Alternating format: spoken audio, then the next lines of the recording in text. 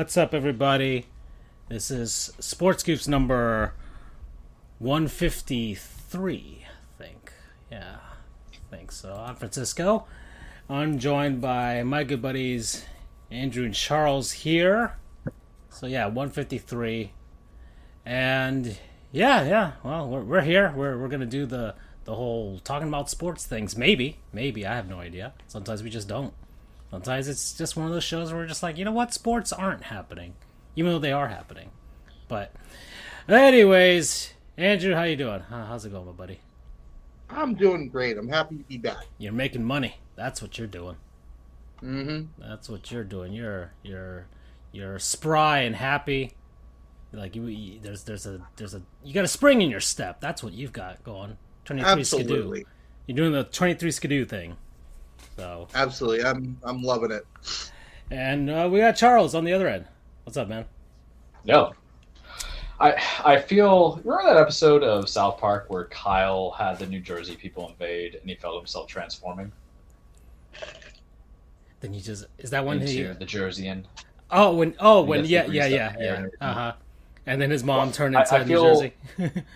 Yeah, because I'm returning to the old country this week on That's Thursday, and I already feel like the A shirts are coming in. My slick back hair is even more slick back, and I'm gonna like grow a mustache out of nowhere, like full force and effect. You know, maybe I'll just have some pizza sauce on my shirt. I was talking to my paralegal like about Rosie places Perez. I want to eat. Yeah, I'm not Neo Rican, so you know it's from the Colombian side because I'm from Jackson Heights originally. So I told my paralegal, you know, because everybody's like, "Oh, what food are you gonna get there?" Like, "Oh, you gotta get the pizza and Chinese food." I'm like, "Nah, bro, I want straight up Colombian food, and I need to hit up a Puerto Rican restaurant. I don't do the mofongo. I'm sorry that it's not my favorite thing. Even though if I do hit up that place, I'll probably get the mofongo along with everything else because I'm just gonna treat it like a buffet because." You know, the grandparents' birthdays are both in the month of October. My grandfather's birthday is actually tomorrow. Happy birthday, Grandpa. You don't listen. I don't make you proud by saying I'm on a podcast. You know, it's okay. But that's where I am. So if you hear me start watching the Yankees, them Yankees ain't nothing with Derek Jeter. You don't go from there. It's just like play like A-Rod again. It's because I'm transformed. Hey, I'm walking here. I'm walking here. Yeah. I'm looking forward to the inevitable. I've found that when people talk to, I don't know, people from where they were born, they tend to get their accent back. That's true. So I'm looking forward to New York Charles. And here's the thing: there's two kinds of Charleses, though. There's New York Charles, but also there's like the hillbilly Moosai, to quote Jamie Noble Charles. Because you got Polk County Charles. Do we have a Polk County Charles? I have a Southern accent, and when I get angry, I say y'all a lot. So when people piss me, I'm like, y'all motherfuckers killing me. It comes out, man, and it's like hood Southern boy, you know, big crit up in here, coming into it. You know, it's an interesting dynamic, you know. But I also, I guess since we're going into like my biography lightly, I am not from the island. I was born in Jackson Heights, Queens for those 7-8 years, and I would routinely go back every now and then, and my grandparents don't have the accent. My parents have a little bit of it. It's really my uncle and my aunt, and my aunt has that, you know, island bit because she's been living in Smithtown. My uncle's like, Flushing, Queens. And I was like, oh, what are you going to do? And we're talking about going to Manhattan. You guys have to stop me from spending $1,000 to not go to the Yankees game because I've never been to the Bronx. Well, I have as a child, but I've never been to, like, Yankee Stadium, and it so happens that it's a playoff game, and I'm just, like, sitting there, I'm like, this is why you make money, right? Not because you want to save up to buy a house when you're 70 and put your kids through school. That shit's not happening with me, very rarely. It's about eating Colombian food, Puerto Rican food, and then spending money on Aaron Judge doing absolutely nothing. And then, it's just there so I can punch Aaron Boone. Let's be honest here. Like, that's the motivation. So, feeling it. Yeah, we've got the full slate, like, tonight. NBA preseason is happening.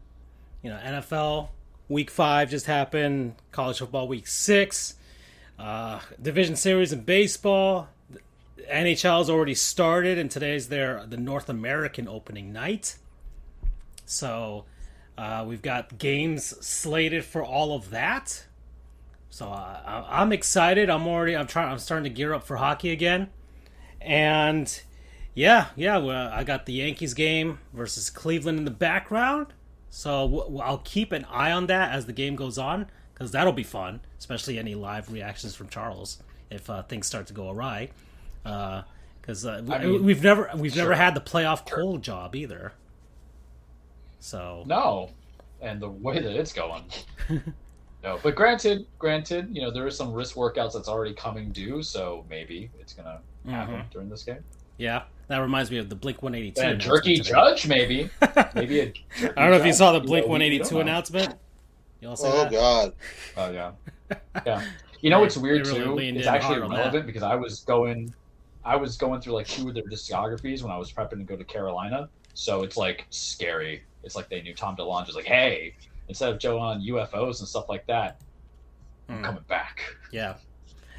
Yeah, so that's happening. Yeah, a bunch of stuff. I don't even know where to start, to be honest. Andrew wanted to talk about something he hasn't been on the show in forever. So, yeah, Andrew can take the reins. My voice is like slightly irritated, so Andrew can definitely, by all means, please handle the reins for us because you guys are my throat going to New York accent. Well, something I'd like to do is I had meant to do this a few weeks ago, but then holidays and other things got in the way, so I haven't been here for a few weeks. I would like to go, perhaps briefly, into the Andrewverse. Alrighty. Prepare to be shocked and scared. I feel like we should do anytime we have Andrew and Andrewverse stuff. If you like Twilight Zone, worry about the unknown. I'll tell you, we're not that high production yet where we could have like transitions. Yeah, maybe someday. So, if you guys, certainly you guys remember, but if our loyal viewers will remember, a couple of months ago, we rated who we thought were the most attractive NHL coaches. Sign up. I need to pause in. Why the hell is the White Rabbit on our Twitch saying, Revel what you are, and we become... Does it know about the cage, or was that you, Francisco? That wasn't me. That's for sure. Ray knows I'm around. Go ahead, Andrew. So, someone, I don't remember who, wait, who was it? Gambling.com. Yeah, something like that, yeah.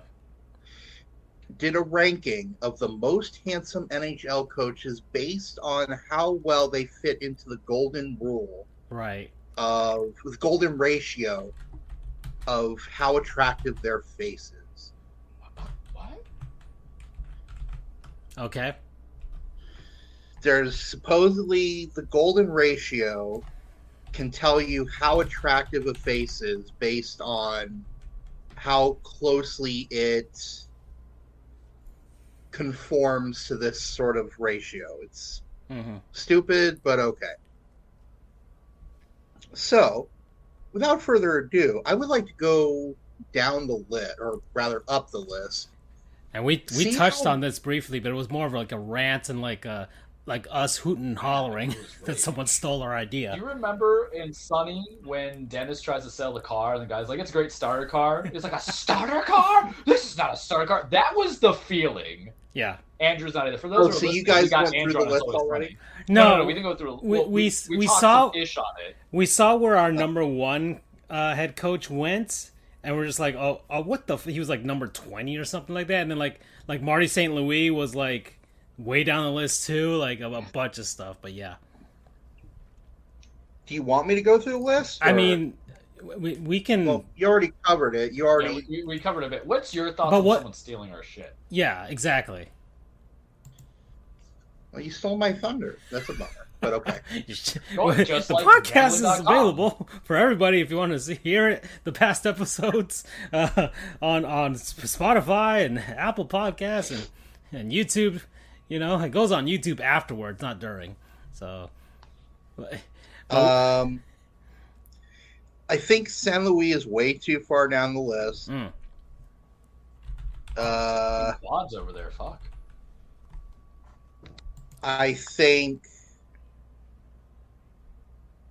Cooper's way too far down the list. We gave Cooper what, like number 4 or number 3, I think. So yeah, he was pretty high. They have him as 27. They just hate. They don't like the skinny guys. Well, I mean, somebody had a Twitter account called Sexy NHL Coaches that they made in 2013, and that was when they had their last post, actually. So there you go. But they didn't follow through with the whole thing. That's the thing. They only really just one. There's only one coach. It's Peter Laviolette for whatever reason. That's the only NHL head coach that they thought was sexy. So, all right then. I mean, maybe that's the NLBL. They weren't playing those games. They just knew. Yeah. I dare someone to do the MLB one then, because that was the worst one. I think Brindamore is a little bit too high. He was tied for 10th. Yeah. Tortorella is definitely too high. He's 9th. Mm-hmm. Bruce Boudreau is 16th, and with no offense to Bruce Boudreau, I don't think he's middle of the pack. I think I just laughed at him when you showed me his picture. Yeah. He's with you at the barbecue with Andy Reid. So I guess what this goes to show is this someone has a big golden guy ratio thing is complete bupkis. Yeah, exactly. Our criteria, and we did it with Brendan. Remember? Yep. So it wasn't just us. We brought an independent source to help us out with this. So the next time he's on this show, especially like the NBA is about to start, like next time he's on the show, we should just like we'll circle back to this one more time. Be like, Brendan, you remember this? I feel like we need. Got a new job. What did he get? As he's big time. Big time. Big time. Damn. Big time. Just like our other guest, Jeremy Taché. Sheesh, man! This is a springboard to bigger things. That's for sure. We're the next SNL and Daily Show, guys. Except we don't suck. So yeah. Better that than Mad TV, even though Mad TV had the better cast of characters. Oh, Mad TV was better. Not Mad TV. I'm talking about Success, good. not Mad TV, but no. There was the one with John. Was it John Kennedy? It had Dan Levy in there as or usually. Oh, sorry. 1 second. No. It was something Radio City or Saturday Radio City or something like that. I'll look into it and I'll be like. Wasn't the one with Jim Carrey where he came from and all that stuff? Is that what you're No, that year. That's in Living Color. In Living Color, there you go. All right. Yeah, I'm thinking of a different one that had Eugene Levy in there, who was known for. Apparently, like the Dana Carvey show is one of those shows that had a lot of super talented people that worked on it, even though the show didn't last for very long. But apparently, like a ton of people use that as springboards to, or like were a part of that to become something bigger and better afterwards. Like apparently, he had a bunch of talented people around him to make that show, and then I guess I don't know, but for whatever reason, it didn't work out. It starred Steve Carell, Stephen Colbert.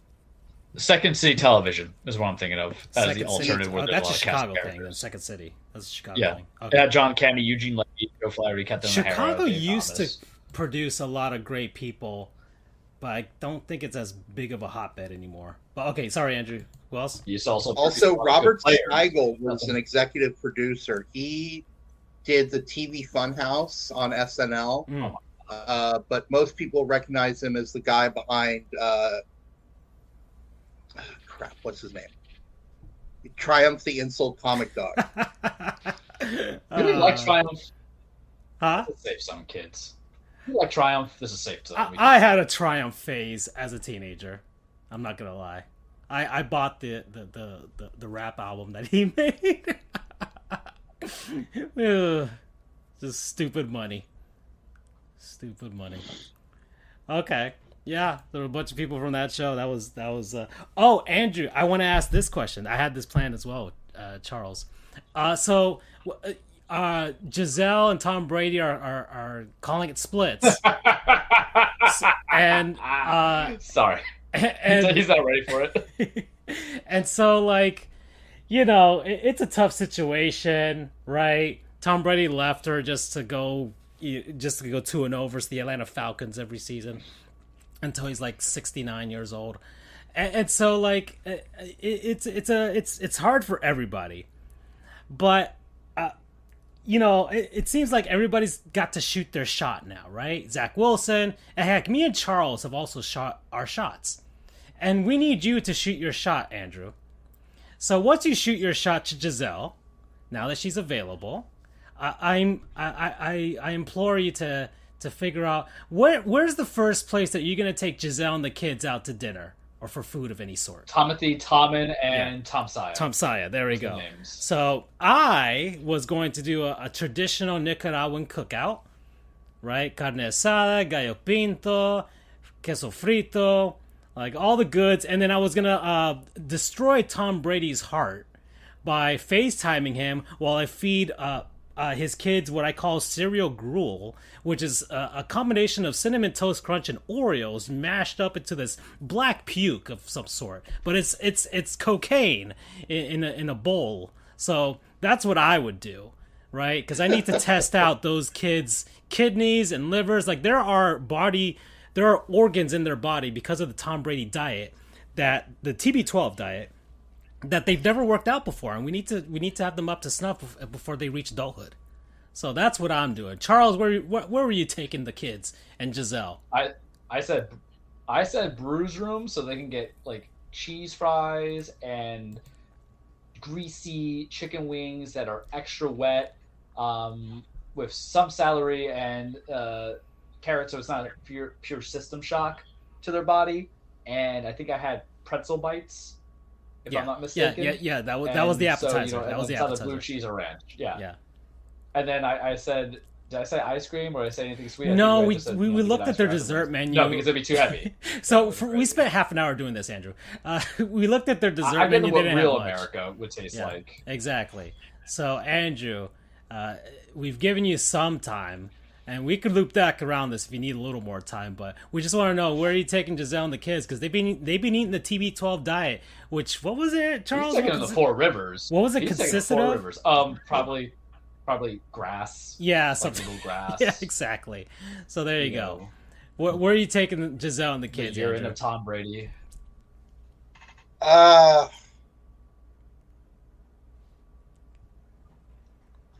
don't know, man. I mean,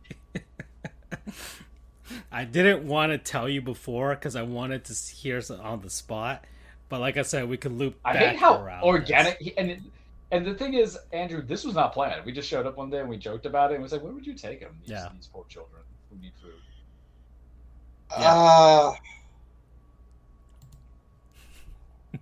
It's harder than you think, because everybody else is like, "Oh, I'm gonna get with Gisele," but nobody thought about like the aftermath. Nobody thought about Tomothy, Tommen, and Tom Saya. But us 30-year-old men, we understand that certain ages comes. Not baggage, I feel is the inappropriate word to use, but accessories. Yeah. Right? Fashion accessories in that sense. It's not like Tom was dating like a 23-year-old here. He's having a beautiful 41-year-old Brazilian model that, she dedicated her life and soul to. And whatever it is, they may get back together. We don't know. Love finds a way. But, right now, Tom Saya and Tomothy need a little, Sagona treatment here.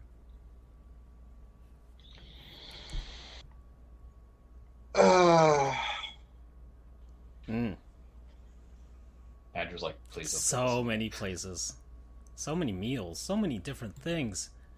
We also did a live review of the Royal Crispy Chicken. Oh yeah, that's right. We did that, and I had So while he's thinking of that, I did have the other versions. I had the one with the Swiss. Okay, just one. I had the one with the Swiss and the bacon, which I thought was fine. Okay. I like the sauce on it. It's the same sauce that they had with the chicken, so that was good. And then I tried just the regular deluxe, I guess, that they have, and it's just like, okay, it was fine. It really does need the Swiss and the bacon, to be honest. I think because the chicken was it's just a big ass chicken sandwich. Exactly. So that's kind of what I went on. So if I had to rank I've only had two of the three, so I got to try the spicy one. We haven't had the barbecue. I need the barbecue. Yeah, I need the barbecue one. So I need to try that one. That's next. That's probably next, unless I'm feeling like in the spicy one. Mode. And the spicy one, you could just take my word for it. It's like a smaller version of the chicken with some accoutrements in there. Like the chicken did not have like tomatoes and stuff like that. Yeah, I don't remember it having lettuce. Well, the deluxe version had that. Had The tomato and the lettuce. So I don't think I went the deluxe because there's only so much this body could take. Surprisingly. Yeah. Oh man. Well, I think the correct answer is ask them first what they want to do. But they don't know. That's It's a just like living in a cop-out. cult, bud. No, you Gisele you might are have the a memory man. of prior lives, yeah. Well, that's why I said that's the correct answer. But Because they No, don't know any come better. on, man. There's food that we've been into. I'm like, It's- come on, it's man. been Have you like ever tried- 20 Come on, it's it's not been- me.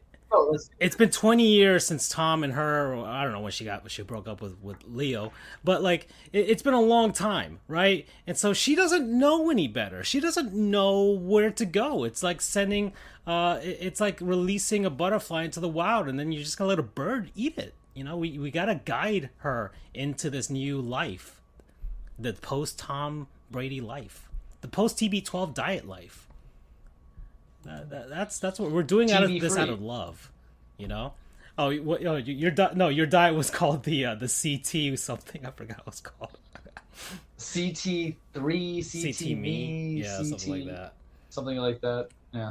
probably what I would do is I would kind of go, oh, you know what? Yeah, that's what I would do. That's a very good. I would try and do something kind of in between, not, well, like Charles said, not to kind of shock the system. Good. You're gonna There ease is them into it. There's a small restaurant chain here in Florida called Columbia's. Okay. All right. We're gonna look this up because this is actually this is what I wanted the show to become. So, all right. And Tom's about to hurt somebody on the idea that that there's gonna be spicy food in his children's boys' stomachs. and honestly, for most of the menu, I couldn't care less. You can probably get that better at other places because it's more of a Hispanic Spanish kind of feel to it. Okay. It's based out of Tampa, but I know it because they have a location in Celebration. But those boys probably don't even know what Disney is, so you're doing a 2-for-1 for them. So they have an Orlando location. It's called Columbia's. Columbia Restaurant Orlando. I'm just gonna look at that up. In the ColumbiaRestaurant.com. All right. Celebration. Okay. All right. Sorry, it's Columbia Restaurant, but all right. I don't know see about it. It has like an old timey type of feel to it. Mm-hmm. All right. Okay. It's located my Hispanic ass is already thinking about New York because I'm thinking Columbia. I'm like, ooh, Andrew. Since 1967. Well, no, this is dear Lord. This is the U Columbia. Gem of Spanish restaurants. It's a Spanish restaurant, they say. So, all right, Spanish Cuban. All right, okay. I mean, it is based out of Tampa, so that's kind of a little enclave of Cubanness on the southwestern side of the state. So let's see what they got. So I'm looking at the menu, Andrew. What are we starting with? We got some sopas. You're gonna start with that. Some ensalada. Where are we going with this whole meal? I couldn't care. I honestly could not care less about most of the menu. Okay. If I'm taking Gisele and the kids to a place, it would be to Columbia for the 1905 salad. The 1905 salad? I believe that's what it's called. Okay. I'm like very upset that you can give a model a salad. Trust me, it's not what you think. And guys, I have eaten salads before. I'm just saying, I know my reputation very well here. Okay, so we're gonna be eating that. All right. So what's so special about this salad? It's really good, man. Okay, let's see. Columbia's legendary salad. Does it have lettuce that has pesticide on it? I'm gonna read right off the menu. Columbia's original 1905 salad. Legendary salad tossed tableside, crisp iceberg lettuce with julienne of baked ham, natural Swiss cheese, tomato olives, grated Romano cheese, Leia and Perrine's Worcestershire sauce, and our famous garlic dressing. It's won awards. USA Today is one of the 10 greatest places to make a meal out of a salad. The signature salad named for the year. The restaurant was founded in Tampa's Latin district of Ybor City, inspired by immigrants, Cigar City. Okay. Yeah. Okay. So there you go. That's how big it is, and you can add some other stuff to it. You can add some turkey or some shrimp or whatever. So are you getting the kids dessert too? Of course. I mean, let's see. They got flan. I'm not a monster. They've got flan. They got churros tres amigos.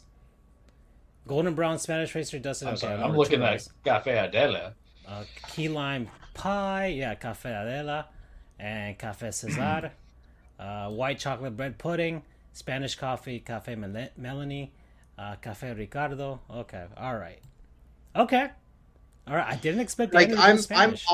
Spanish Cuban. I'm honestly very starting classy, to actually. a little bit. I'm annoyed that I didn't get 1905 the last time I was in Orlando. I'm going back up there pretty soon, so I'm going to get one because out of the three of us, Andrew actually went with the most classy of the choices. Oh, well, I'm fucking sorry. God, I'm trying to give them the American way. That wasn't my intent. My thing Man was starts more, making money, things change. We're kidding, man. Andrew's the one who pulls out the chair for Gisele, gives Tommy and Tim Saya like little napkins to put on their pants. Yeah. Although I will say, etiquette. When they inevitably go to Disney, they need to get a turkey leg. Oh yeah, of course. Yeah, you're not going to send them to System Shock like me. I'm like, all right, Timothy, you got to eat them pretzel bites real quick before you even get a shred of that chicken wing. Yeah. All right. Damn it! Now I'm craving a turkey leg. Damn it! Screw you awesome. guys. This is the show, baby. This is what the show is. Screw you guys. You're going to be making me crave this delicious food for the next 2 months before I can get my hands on it. Yeah, well, that's the point, because in 2 months, any one of us could be with Gisele, and that's what our plan is. Okay, we've shot our shot. She can listen to the show. This is what we're offering her and the kids. So, and I'm sure So I have. Yeah. Good. No, I said once more. So I have one. This is just something to her. One more thing, Gisele. All three of us. I've thought about the kids too, right? It's not just because, Brazilian supermodel. Well, we're thinking about the family as well. So that's what's in our hearts. So there you go. I have one more comment on this, and then I think we finally put this to bed. Yes. So which NFL player do you think is going to shoot a shot for her? Antonio Brown. No, NFL, because you got to think about it. Antonio Brown's not in the NFL no more, players. And he's a fucking goon. Yeah, former Patriot players, Buccaneer players. Antonio Brown's there's always that one guy. Ooh. Rob Gronkowski's just Zach Wilson's a good one. Gronk is gonna do Jello shots. Hit up that WhatsApp so it's all encrypted. Be like, damn, man, that'd be a massive backstabbing, right? Sheesh. I'm all for it. Okay, I'm all for it. All right. Could you imagine ever since I met you, I always want to spike you with a football. Whatever, just like that. That'll be like in group chat so we can laugh about, because Rob is definitely gonna sue us. Oh man. Alrighty then. So we spent a half hour doing that. That was fun. Yeah, it was. So I guess we can do. Andrew, do you know what the heck's going on with Hockey Canada? I've been following it a bit. I don't know what the origin of this thing is going on. Like, is it like a system-wide thing where the board of directors were like all misogynistic and racist and a bunch of stuff? So what precipitated all of this this was kind of the, I don't know, this was kind of the, the little trickle, a little bit of break in the dam that opened it, that eventually kept growing and eventually opened the flood, broke down the dam. There were allegations pretty serious ones at that, against a few members of Canada's World Juniors teams from like 2010, 2011, 2012. Guys like Cal Foote on Tampa. I don't remember what was the end result of the investigation. I never heard it, but they were pretty serious. They paid millions in sexual assault settlements. Yep. They confirmed they had paid almost 9 million Canadian dollars in 21 settlements filed against its players since 1989. So yeah, it started with the half dozen or so players. Yeah, and this is like when it's Hockey Canada, and much like USA Hockey, for a lot of people who don't know, these like every hockey rink in North America is pretty much registered. If you're in the United States, pretty much for the most part they're all registered with USA Hockey. So if they've got hockey, that's probably because they get grants and stuff like that and help. So when you go to these rinks, you might have to pay an annual fee to register with USA Hockey. So like when I started doing learn how to play hockey here in Miami, I had to register with USA Hockey and become a member, and that's how they keep track of how many people are are playing hockey on the reg and all that type of stuff. So Hockey Canada has the same thing where everybody from the little kids all the way to the adults, even in like just the rec leagues, and we're not talking about like the guys who are playing on the Olympic team or anything like that, but you have to register. So it's a whole system of things. So it's top to bottom all of this. So they paid $9 million worth of settlements since 1989, and they're using the money, and this also pisses people off. They're using money that parents are using to pay off their kids and their membership dues for the year that you have to register every year. That's also something that didn't sit well with people. It's like, you mean my little boy is paying off this asshole sexually assaulting this person? Like that's also a bad look. So that's one thing that I just wanted to make clear as to how this works in a way. So it began with that, and it's just as they've dug, the Canadian government started digging. They found the charges or the allegations pretty serious, so they opted to open an investigation. And as they kept digging, they were realizing this went well beyond what the initial allegations were about, to the point that there's been essentially a full overhaul of its leadership. Yep. And even some of its overhauled leadership is now gone. Yeah. They fired or resigned, I don't know. Most recently, was their interim head. Right. Andrea Skinner stepped down, as well as the CEO of Hockey Canada and the rest of the board of directors. Like, they're all gone. Every single one of them. But it's bad when the interim has to step down. Yeah. You brought someone in to replace the shitty person, and then the replacement is gone. Well, because maybe it was part of the whole, they probably brought it from within, So, like, the whole thing is poisoned, in a sense. And it's bad. And a bunch of sponsors removed their sponsorship, especially giant Canadian companies, Scotiabank, Canadian Tire, Tim Hortons. Now Bauer. When Bauer. Bauer. When Tim Hortons is pulling out, it's bad.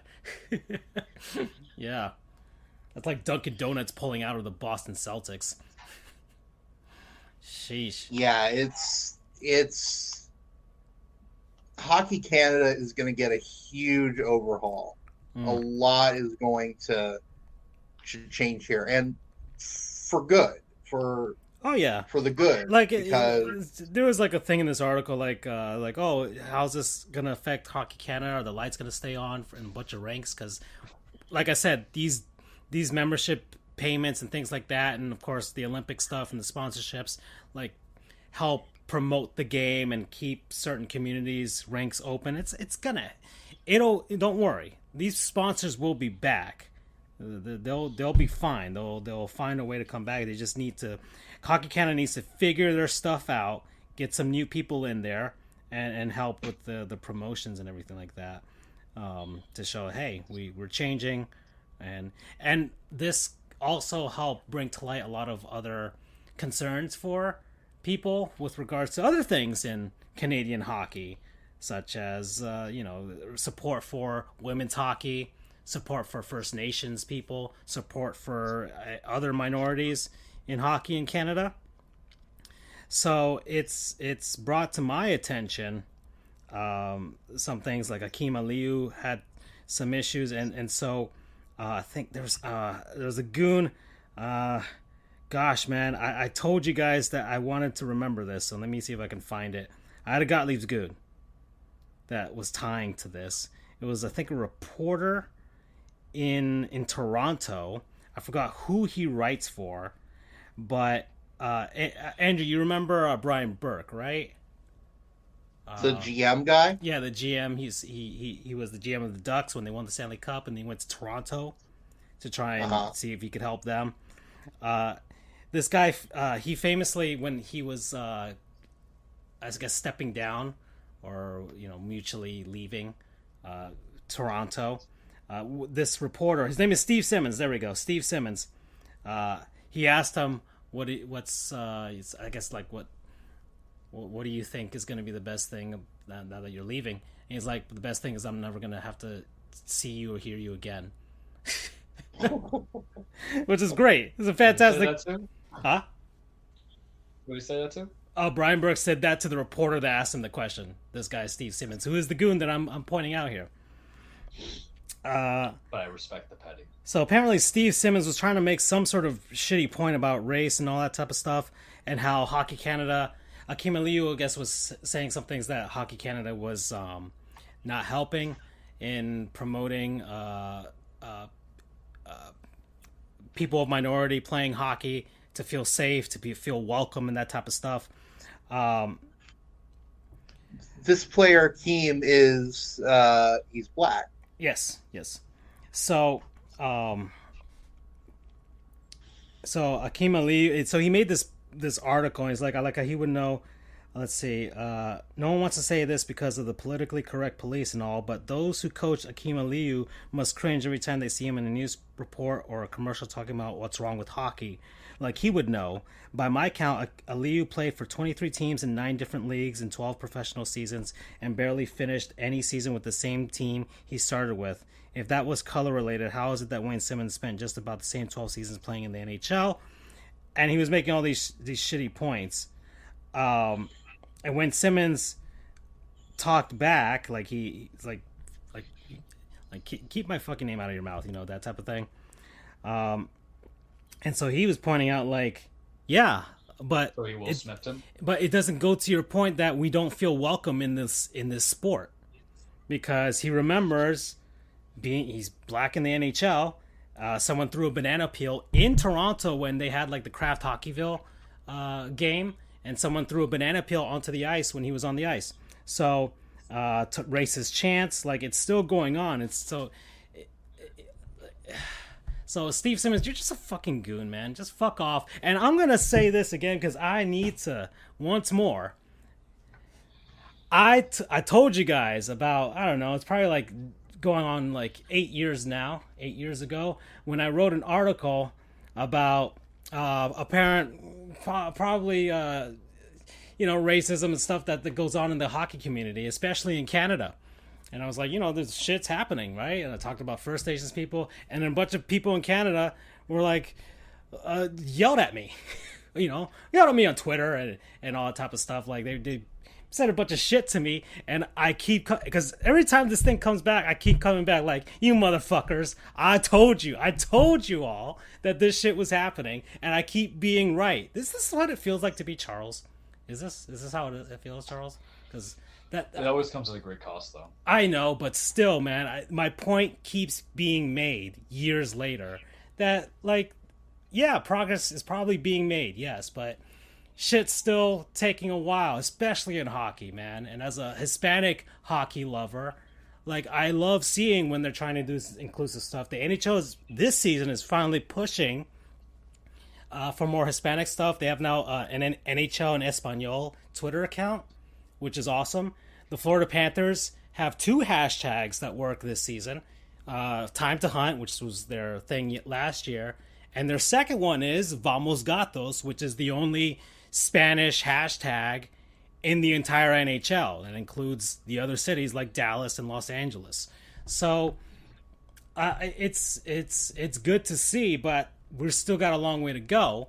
And as a proponent of hockey and someone who I feel should try and steward the sport towards more people liking it, because it only helps the sport if more people like it.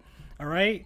Like, well, that's... I will say, yeah. If you want to get Hispanic culture into hockey, one of the things to do is do not disrespect people by just only celebrating Hispanic Heritage Month as appreciation for your ethnic cultures. That shit is so funny, and it's complete market play, and if you don't think people realize that, sorry.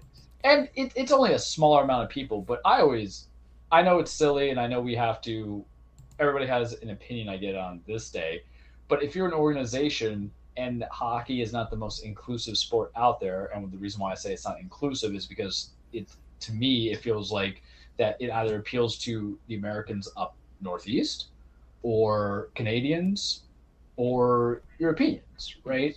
And how many black players you have? I don't think you have a Latino hockey player, if I'm not mistaken. Yeah, and if you're going to try to use it, okay, well, if you're trying to use it as a marketing play, as Knights and Goats, Vamonos Gatos, or anything like that, but it's more or less like, hey, at least the Marlins, who F things up, but when Jeter went year one, he tried to make it more of a Miami vibe or Hispanic vibe for everything, but it wasn't just for one particular culture, it was for everybody coming into it.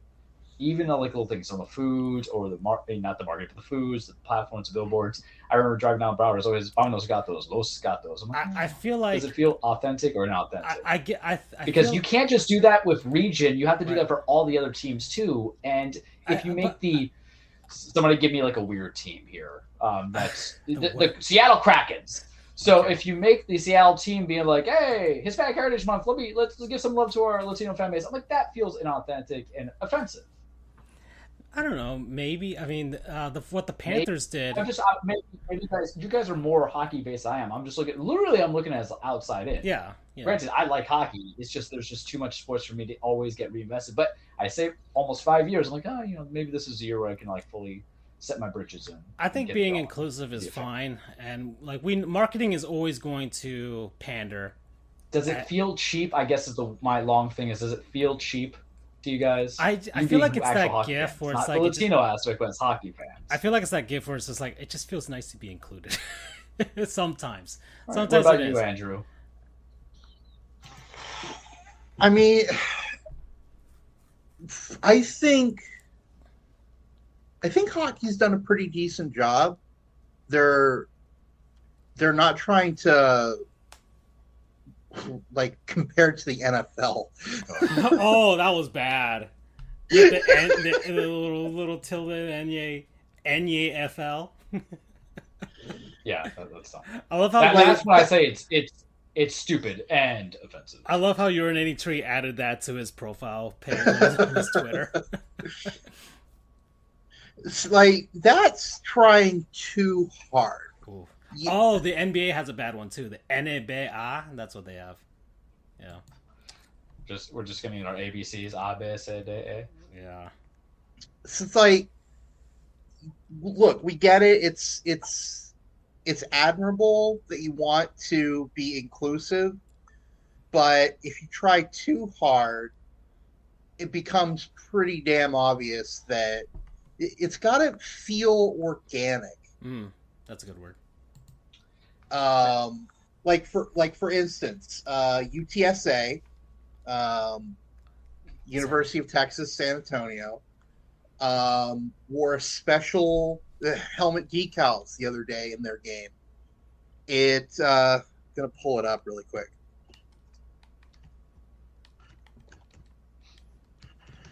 It was Hispanic Heritage. So they had on the helmet stripe, as they call it. So that's the thing that goes above the top.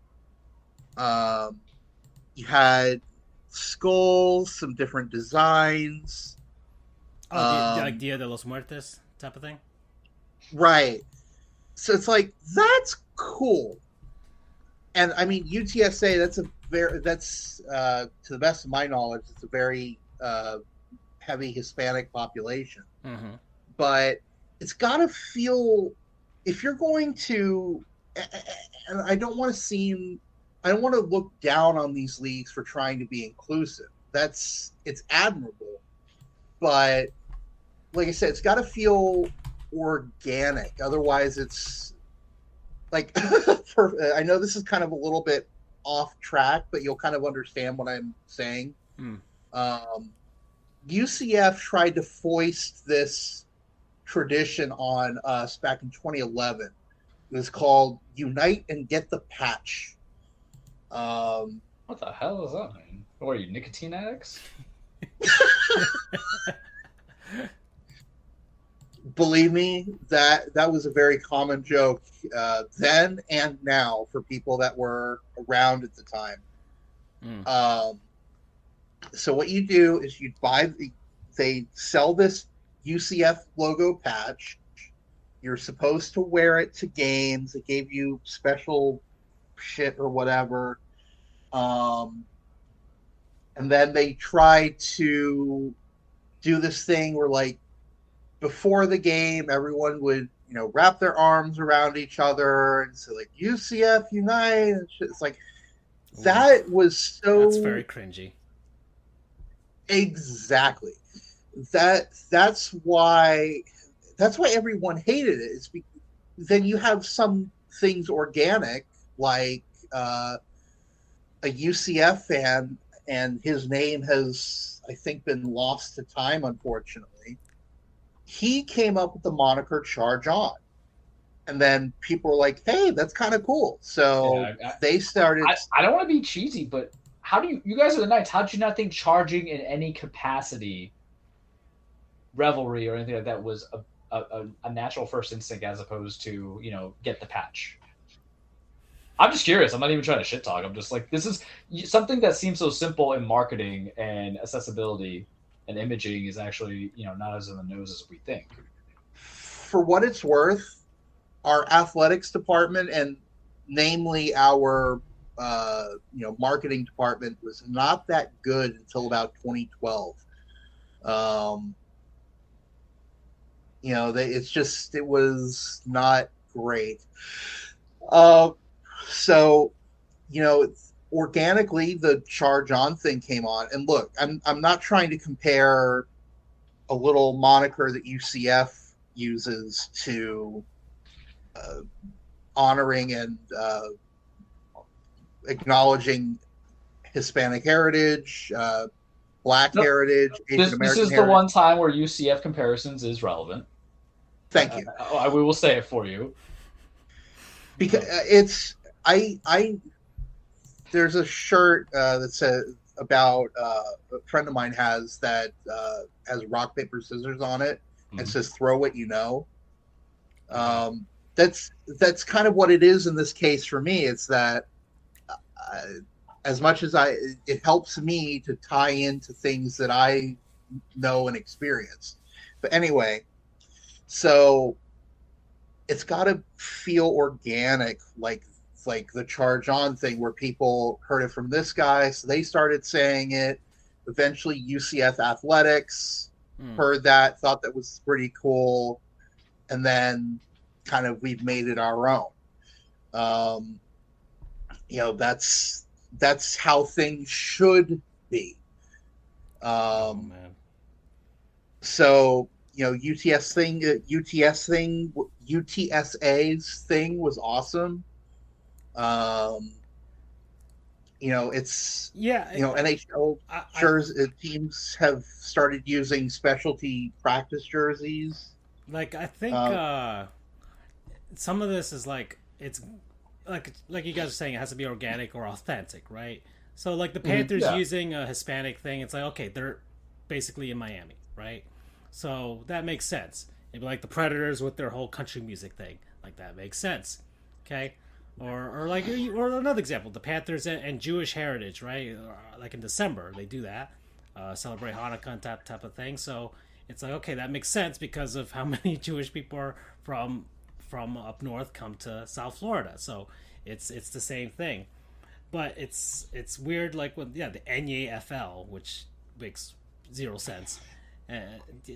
I get that, but I'm just talking about inclusivity as far as the people is concerned. Like not the teams, not the sports. I'm talking about like people, ground level, right? Your kid wants to play hockey. He's the only black kid on the team. Hopefully, everybody treats him right. Okay, that's what I'm talking about. He's in the middle of North Dakota. For whatever reason, and then that's where they are, or they're in the middle of Saskatchewan, wherever you want to say, but they feel welcome. Or they're Andrew, you'll be very proud of me. You not being here the last 2 weeks has taught me, temperament in my statements, because something was about to come out when you made the North Dakota line, and I just want to make you made me proud, bud. You embedded yourself a little bit into me. He's got a little Andrew inside of him that's like, shh. Oh man, so yeah, that's what I mean. Okay, I mean, organizations can only do so much. I know, but like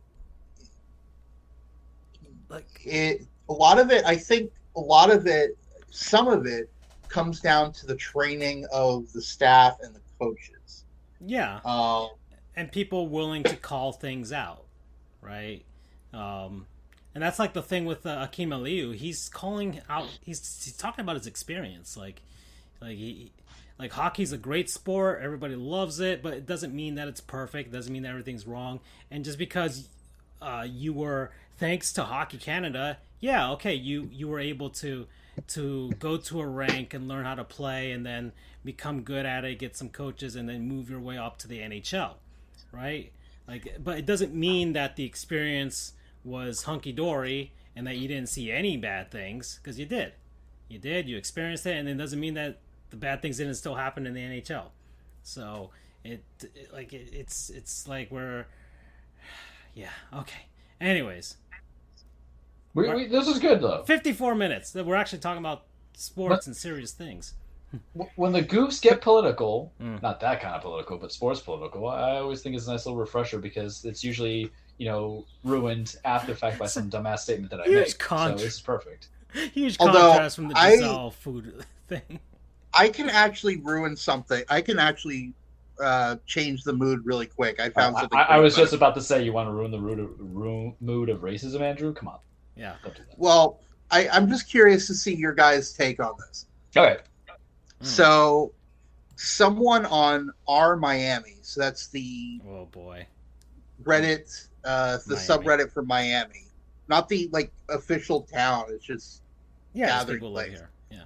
So someone asked the question, "What is the real Miami to you?" They followed it up with this. That's where I live. That's where I live in the. They followed it up with this reply. I saw a TikTok montage of Miami Beach, Brickell, nightclubs, outdoor scenery, etc. All the comments were something along the lines of, "This is not the real Miami. I wish this is how Miami really was. Visiting is different than living here." The question is, what is the real Miami to you? What do you see that the media never portrays? Is this directly to us? The top-rated reply was by someone named Harold Redtooth, and they wrote, "You live in a West Kendall housing development with your mom, dad, grandma, grandpa, and uncle in a square-shaped single-family home, identical to all the houses around you, or alternatively, with your significant other in a 500-square-foot efficiency in Sweetwater. During the summer, the street outside your home becomes a canal 3 times a week. You are woken up each morning by the chickens, which your Santero neighbors raise for sacrifice in their yard. Your rent is 40% of your income. Mm. You drive your 2008 Honda Civic with a bad transmission everywhere you go, including 1.5 hours each way to your job downtown because you don't live close enough to the metro rail to make use of it.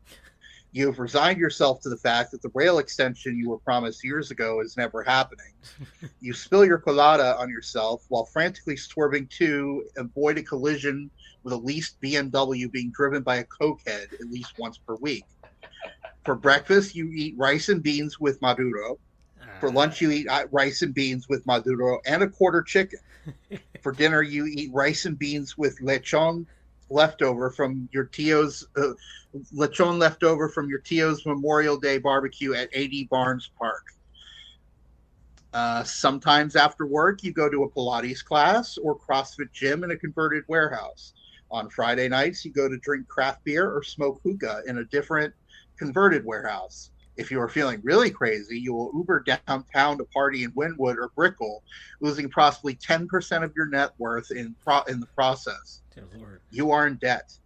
Sometimes at sunset, you feel a gentle breeze tinged with the smell of the ocean and look towards the sky to see a chittering flock of parrots swirling beneath pink-tinted clouds. For a moment, it's all worth it. Then you are struck and killed by a leased Audi being driven by a cokehead. You know, a lot of I would say it's not accurate. I mean, some of it is. I mean, some of it's not completely pertaining to me, because me and Charles didn't grow up here. So that's one thing. Like, and neither did you. What? We didn't grow up in Miami. No. But I have a but on that. I mean, we lived in Miami, yes, but some of it... Oh, not a but on living in Miami.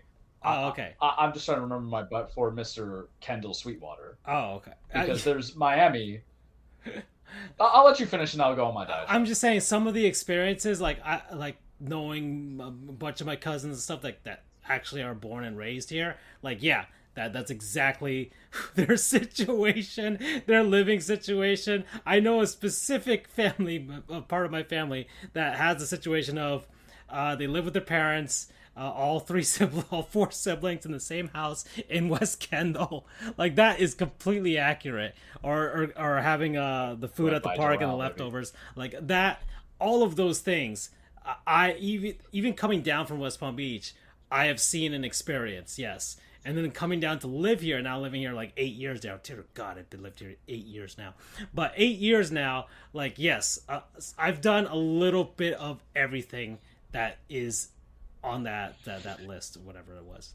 Not being the driver on below, of course. We're putting that on the record, not leaving that for interpretation. So there you go. What was your butt, Charles? So that's a tale of two cities right there. Because what you have is Kendall, Doral, Sweetwater, Miami. And I'm going to tell you right now, all those downtown people, a quarter of them might be Miamians. Or South Beach, and then the other portion of it is people from Broward and Palm Beach, straight up. So just saying that. And then the other half of it, which is that because Tale of Two Cities, there's that, and then there's Hialeah, Miami, and we're talking about rails on the doors, rails on the windows, loudest dogs that you can get, abuelas and viejetas just sitting out there smoking their cigars. That you wouldn't mess with, tough as nails. They don't mention the dudes in Domino's. They're missing the aesthetic. They made Miami and his description too much of the nighttime vibrant, but that's because of the location. When you think of the wall, Mr. Gorbachev tear down his wall and how life was different, bro. I have a little insight because I feel like this is always to learn to Charles. So I have family in Miami that lived in Hialeah. This was not my first touch and go in Miami when I came to law school by any way, shape, or form. My uncle and my cousin had lived there, and we would visit when we could visit. And you're talking about cluster roads, and the singular modular stuff does not look the same in Hialeah or a little bit around the other areas where, what would we say, Miami Gardens and stuff like that. You're getting off-color community houses that barely, the only thing that you can tell the distinction line between the properties is the fencing, and it's a steel link fencing that has some NAS stuff coming in there. So, but you have a lot of those hole in the walls. So that's like my Miami exposure because I lived both those lives. And I like a little bit one over the other. What I miss about Miami myself is seeing the Vietos play Domino's outside the liquor store. Loved it. Absolutely. Mm-hmm. But it's kind of like the same equivalent of like New York, and New York's a 3-bit trifecta of the boroughs, Long Island, and then like Staten Island coming in there. And I would even venture saying Manhattan has its own personality which way. But I won't say the man can only give you some flavors of the pie. It's a variety. He gave you the Neapolitan ice cream. He gave you the vanilla with a little bit of strawberry. That's my butt to it. If people ask you what to buy, he's not wrong. Not everybody's a cokehead. Yeah. It's just people are just bad drivers down there. That's why they recently just installed the camera like 9 years ago, when everybody was doing it ahead of time. Yep. All right. Yeah. So we're at an hour and 1 minute, guys. So let's do a word from our non-sponsors, people, places, and things and concepts, what have you, that we've been enjoying. I have Tito Puente's birthday today, apparently. How relevant. Is it his birthday, or is it just celebrating? I guess it's probably his birthday, whatever. Tito Puente. Anyways, we've been enjoying it last week, so I started last time. Andrew, do you have one? So you've been on in quite a bit. Yeah, I do, actually. Alrighty. So my non-sponsor is Office Max. Office Max, which is also part of Office Depot. They're the same company. Office Depot, Office Max, potato. Yep. So last night I had to print out almost 700 pages Dear Lord. of documents that I had to bring to court today for my work. Jesus Christ. And to put it mildly, if I wasn't able to go to Office Max, Office Depot, whatever, I don't remember which, it wouldn't have been done. My at-home printer dude, is... next time, just call me. You can use mine, you know. Well, it was like 7 o'clock at night on a Monday, so... Although I mean, you know. I'll take you up on that next time. Exactly. Our office doesn't have an industry printer. And it costs like almost $130. Yikes. Hey man, you gotta get it done. Get it done. Well, luckily I'm getting reimbursed, thank God.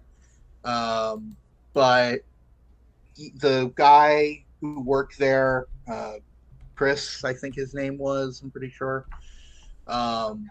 Incredibly nice, really helped me out. Oh, this is interesting. Steve Levy is picking the Florida Panthers to win the Stanley Cup. Great. Now we're losing. Now you're definitely screwed. Mark Messier, of course, says the Rangers.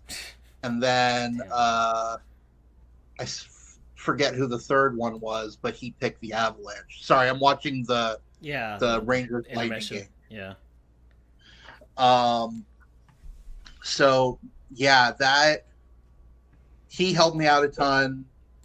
I try not to use the term literally that often. I try to save it for things where it actually would not have happened, or actually would or would not have happened, or whatever. I literally would not have been able to do that without Office. Nice. DPAC, MePo, whatever, MaxiPo.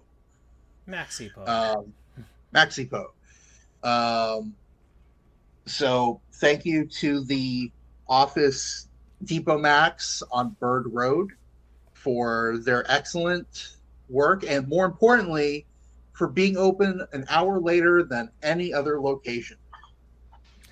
Nice. They don't have FedEx Kinko's by you? No, FedEx. It was closed. Yeah. It was closed by the time. Yeah.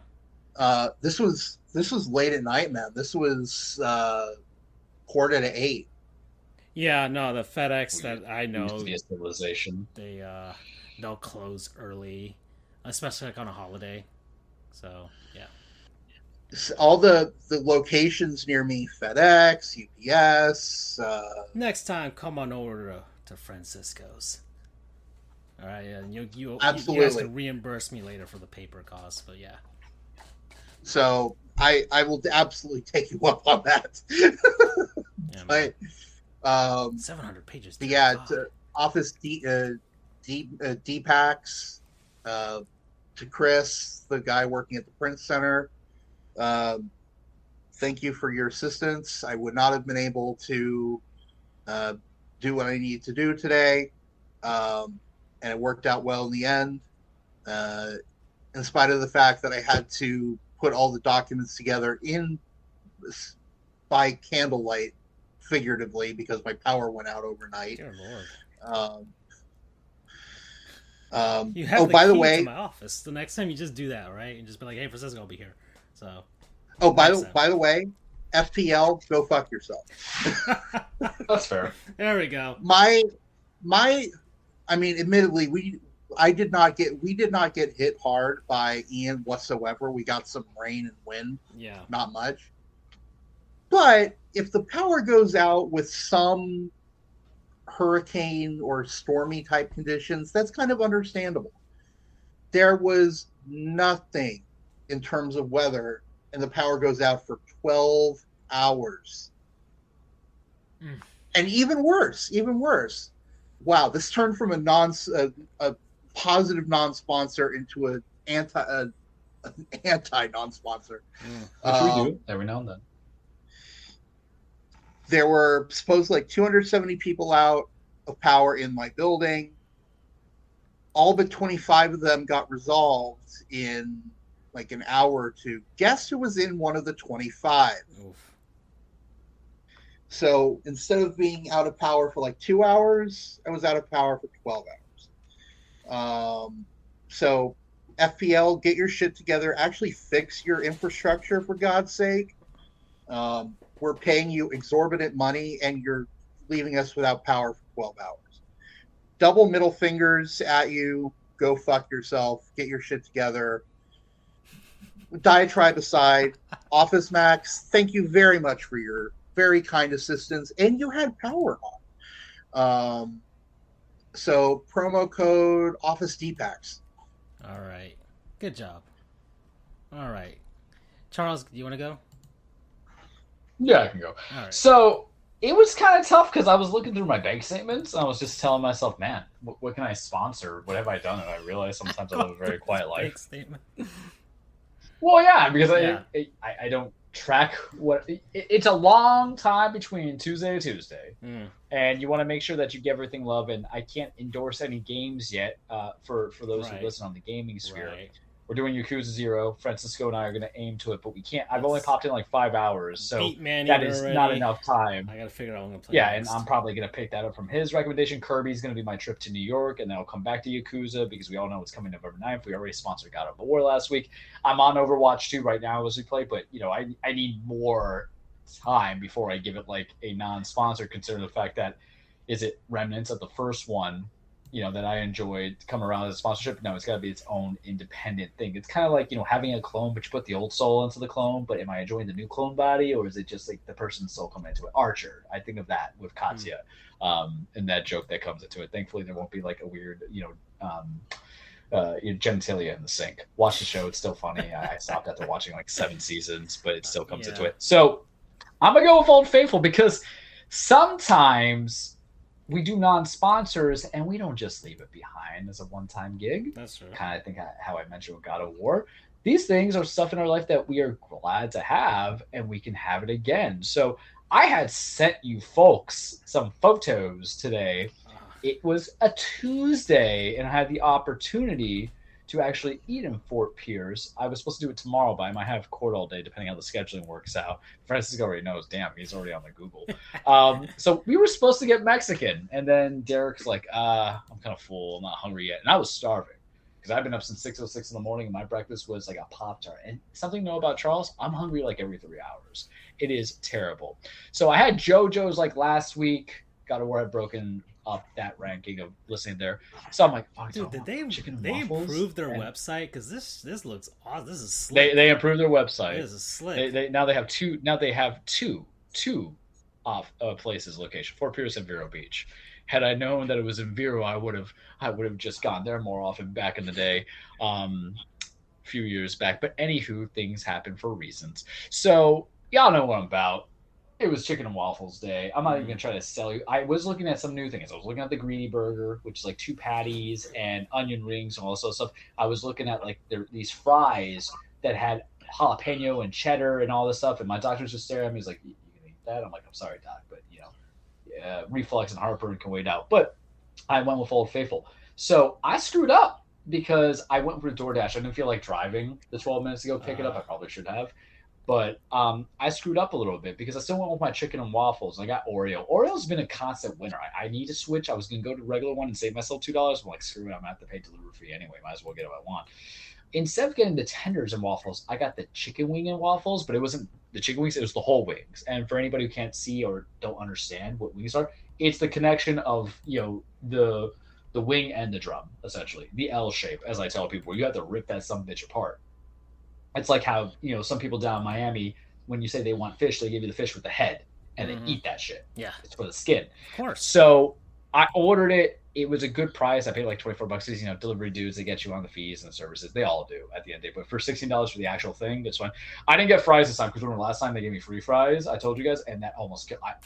The obituary was being written. So we just went with the chicken and waffles. So we went Oreo waffles. We went mild honey sauce, and it was, I gotta tell you this, guys, when you do it as like the whole chicken, it is just sauteed properly. So here I am, I got a gold tie on, champagne tie with a tie bar because I accessorize, and then I have a white shirt, and I'm trying my hardest to be like, I can't get shirt because I didn't eat in my office. My paralegal was there, and thankfully I didn't want him to see me like eating like chicken like that. If I had a knife and fork, it's fine. But we were about to get dirty down, like I'm Dracula suckling the fresh blood of a transplant. So I'm like venturing taking my shirt off, man. Like I'm like, I gotta do this, man. I'm gonna wear the 8 cut. The New Yorker was coming out. I was gonna be caught freaking dodgeball with that stuff.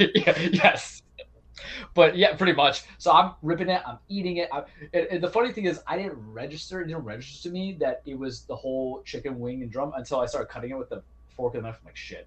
So I'm eating it. I'm sauteing it. I'm eating something, and it was so good. But the problem is, fellas and ladies and everyone out there who loves chicken like I love chicken, if you have the option between chicken wings and chicken tenders, always order the tenders because you get every maximum amount of meat. When you have the whole connected chicken, you got no. I got the three wings. You saw it, right? Yeah, the whole thing is the bone interrupts as you're not getting as much meat to it. This is a recession.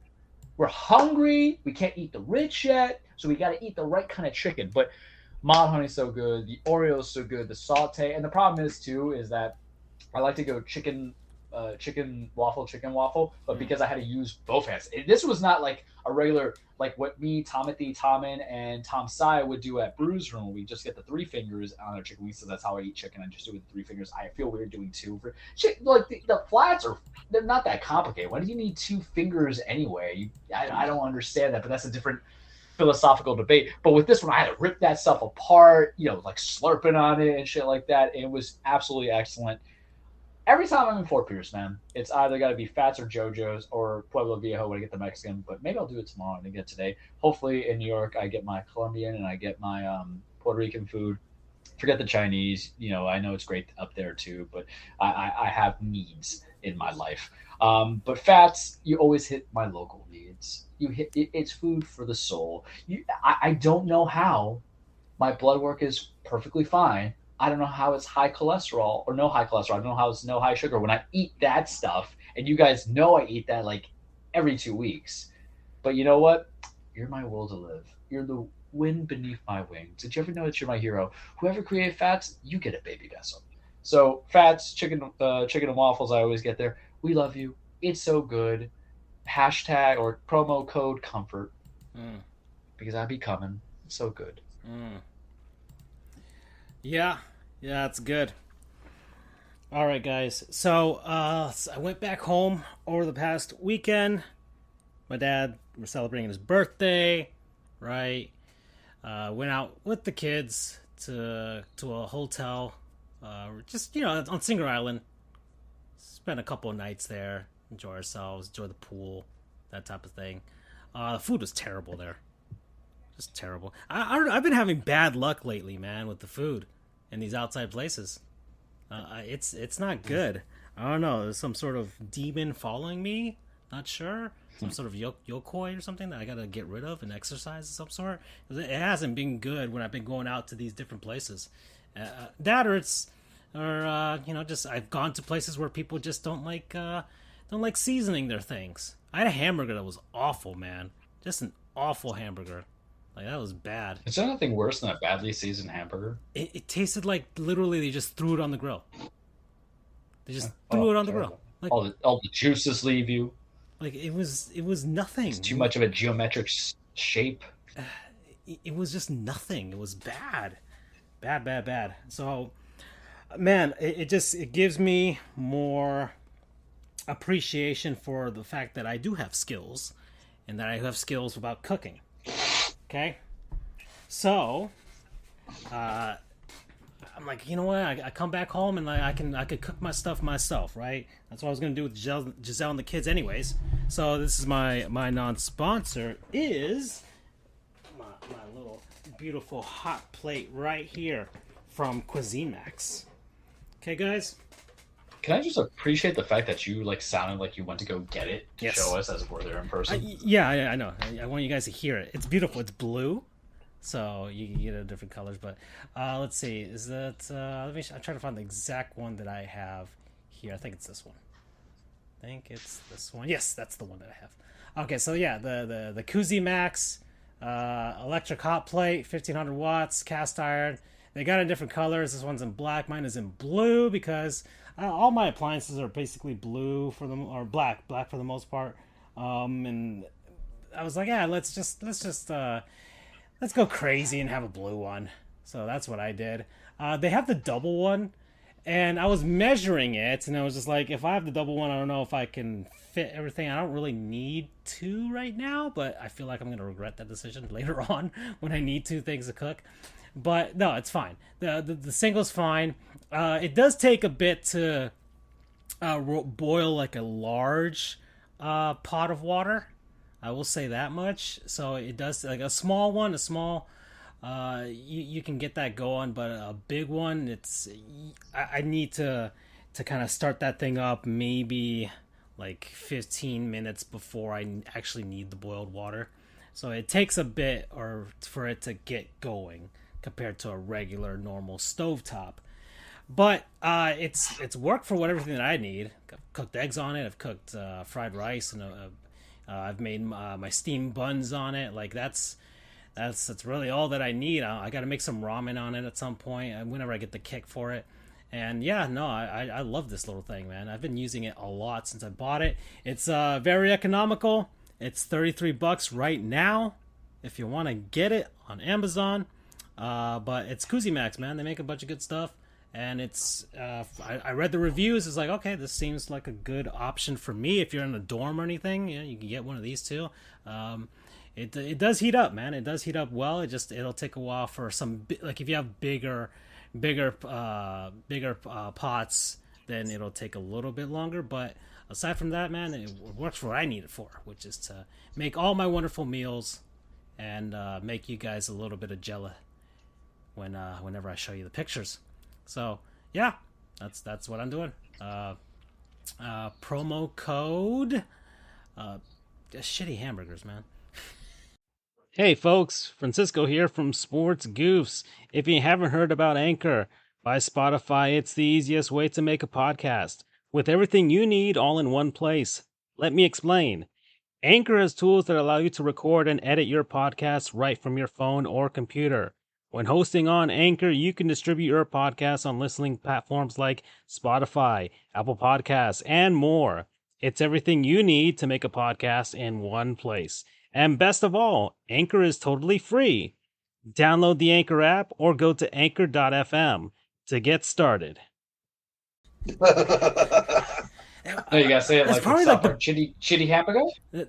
That's yo, my shitty shrimp.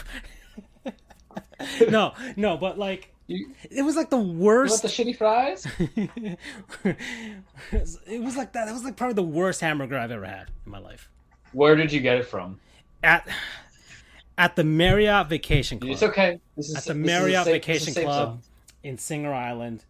Like, Boo! We ordered food. You know what? You know how bad this was, guys? Like the hotel was fine. The room was fine. The pool was fine. Like, but whatever's going on in that kitchen ain't fine. We ordered lunch. That's how I had the hamburger. Went up, got it, and I was like, I was just dousing that thing in ketchup, guys. Just dousing it in ketchup. And my sister got pretzels, big giant pretzels with the freaking with the cheese to dip in. Right?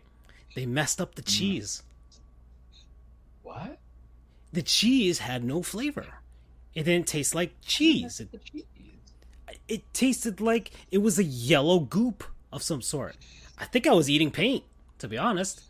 I took one dip of that and just like, nope, nobody eat this. Nobody eat this. Eat the pretzel, but don't eat this.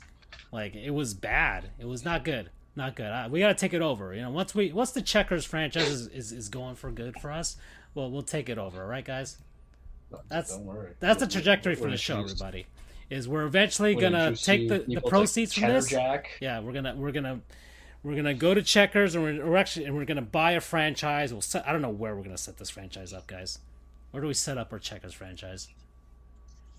I mean, if it goes up to 4 a.m. in the morning, it's gotta be like somewhere in South Florida. Yeah, we need people who actually can go there, except for the 3 meth heads. Put it near my house because there are no Checkers anywhere near me. Oh, that's a pretty central location, actually. That's not a bad location. Yeah, that's safe. Yeah, that feels safe. You know that strip? We're near the. No. Flanagan's is gonna. Can we compete with the Flanagans, Andrew? Listen, man, Flanagan's ain't as cheap as it used to be. That's we true. want the people who are. All right, so we'll set it up on 87th, Andrew. That's where the Flanagan's is. Like, that's where a bunch of those chain restaurants are, anyways. So we can just kind of set up there. So we'll buy up whatever's there, and we'll set up the Checkers there. So there you go. Next to a used car dealership or something. I ain't scared of Flanagan. You have last call on your food at like 2 a.m. That's what do you true. think the people who are doing rails of blow are going to eat? It's true. Checkers. Right? No, they'll come out of Flanagan's all drunk, and they'll come to us. They'll come to us. We'll literally make it walking distance. That's what we'll do. I'm like, you want Buford?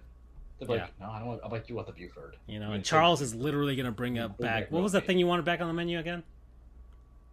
The Frank's Red Hot. Yeah, there you go. America needs it. You know, listen, I'll vote blue in the next election. Forget about waving the debt. Make Checkers bring it back. There you go, Andrew. That's how you entice Charles to vote. So get on it. All right, so we're at an hour 23. I guess hockey's happening. So the Lightning and the Rangers are playing. There's only 2 games tonight. It's the Rangers and the Lightning. And then the Golden Knights and frickin' the Kings. There we go. So those are the 2. Of course, they're in New York and LA because ESPN. So there you go. And I think it was 1-1 between the Yankees and the Guardians right now. You'd be correct, yeah. And I think someone just hit a home run for the Yankees. Someone hit a home run. Harrison Bader. There you go. So there you go with that. And speaking of baseball, I want to get to the thing that I wanted to talk about. Division earlier. series. So the division series are happening. So the Mets. Trash. Wait, no frauds. Wait, damn it. Which one do you want to do? Well, damn, Andrew, take control. Go. We don't know what's going on. It's yours. The floor is yours. So we had a Jeff Passan, the Passan assassin. Yes. Oh, he apologized for that, by the way. He said it was a joke. I know. No. I knew he retracted. I've learned your humor. Over enough time, I've learned your humor. Mm-hmm. So the Passan assassin is back. Yeah. And I think it was Francisco that came up with that one. So props to you, Francisco. That's a really good one. The Passan assassin, Jeff Passan. He was on Twitter today. He tweeted at Ben Verlander, who's the brother of Justin Verlander of the Houston Astros. Fraud. And he tweeted, Justin Verlander, just because I'm doing my best Ben Verlander impression, in which case, Shohei Ohtani, Shohei Ohtani, Shohei Ohtani, Shohei Ohtani, Shohei Ohtani, Shohei Ohtani, Shohei Ohtani, Shohei Ohtani, Shohei Ohtani, Shohei Ohtani, Shohei Ohtani. Yeah. To which Ben Verlander responded, "Grab a step stool and say it to my face, Jeffy boy." Yeah, and literally posted like a screenshot of that Jeff Passan was 5'9", which is the height of an average normal human being. And then, here's where the assassination happens. Jeff Passan Oh, me and says, Jeff Passan share a birthday? That's awesome. There you go. "You're already the coolest one of us." Wait, no. You know what's weird? Because I share a birthday with Dan Raphael, who did the boxing for ESPN. Now he's done his own thing. You guys should follow him. He's really good for boxing. So I think that's strange that we have two sports people, and I'm waiting for Andrew to have one as well to make a third and make it all seem like this is destiny. What if Andrew's Stephen A. Smith? Oh, God. Just like the complete opposite of himself. I need to know, Andrew, what's the date? You don't have to say it on air, but you can just put it to the chat, because I'm going to go down the deep dive on this as you guys are talking about, Ben Verlander being a coattail rider. We've celebrated Andrew's birthday on the show before. Well, but let me finish my Passan thing here. Yeah. And here's where the assassination happens. Passan replies to the step stool thing and says, "When you're talking about Shohei, you're usually on your knees, though, right?" Game. That's what it is. Woo! Dirty. Awesome. Absolutely awesome. So I'm looking up. Well, who cares if people know what my birthday is? It's February 9th. Yeah, we've celebrated. I'm looking up some.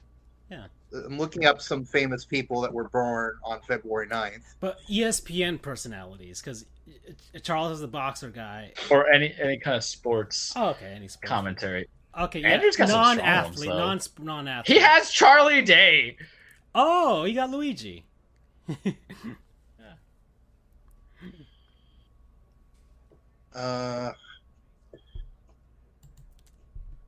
So all right, so he's got Charlie Day. That's fine. That's cool. Let's see. Okay, cool. So Tom Hiddleston. Okay. Michael B. Jordan. All right. Joe Pesci. Share with William Henry Harrison, which explains your love for America.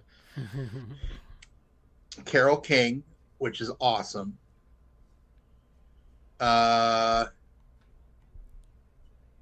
William Henry Harrison, the shortest presidential tenure. Yep. Vince Papale. Of Invincible, Matt. What the hell is his name?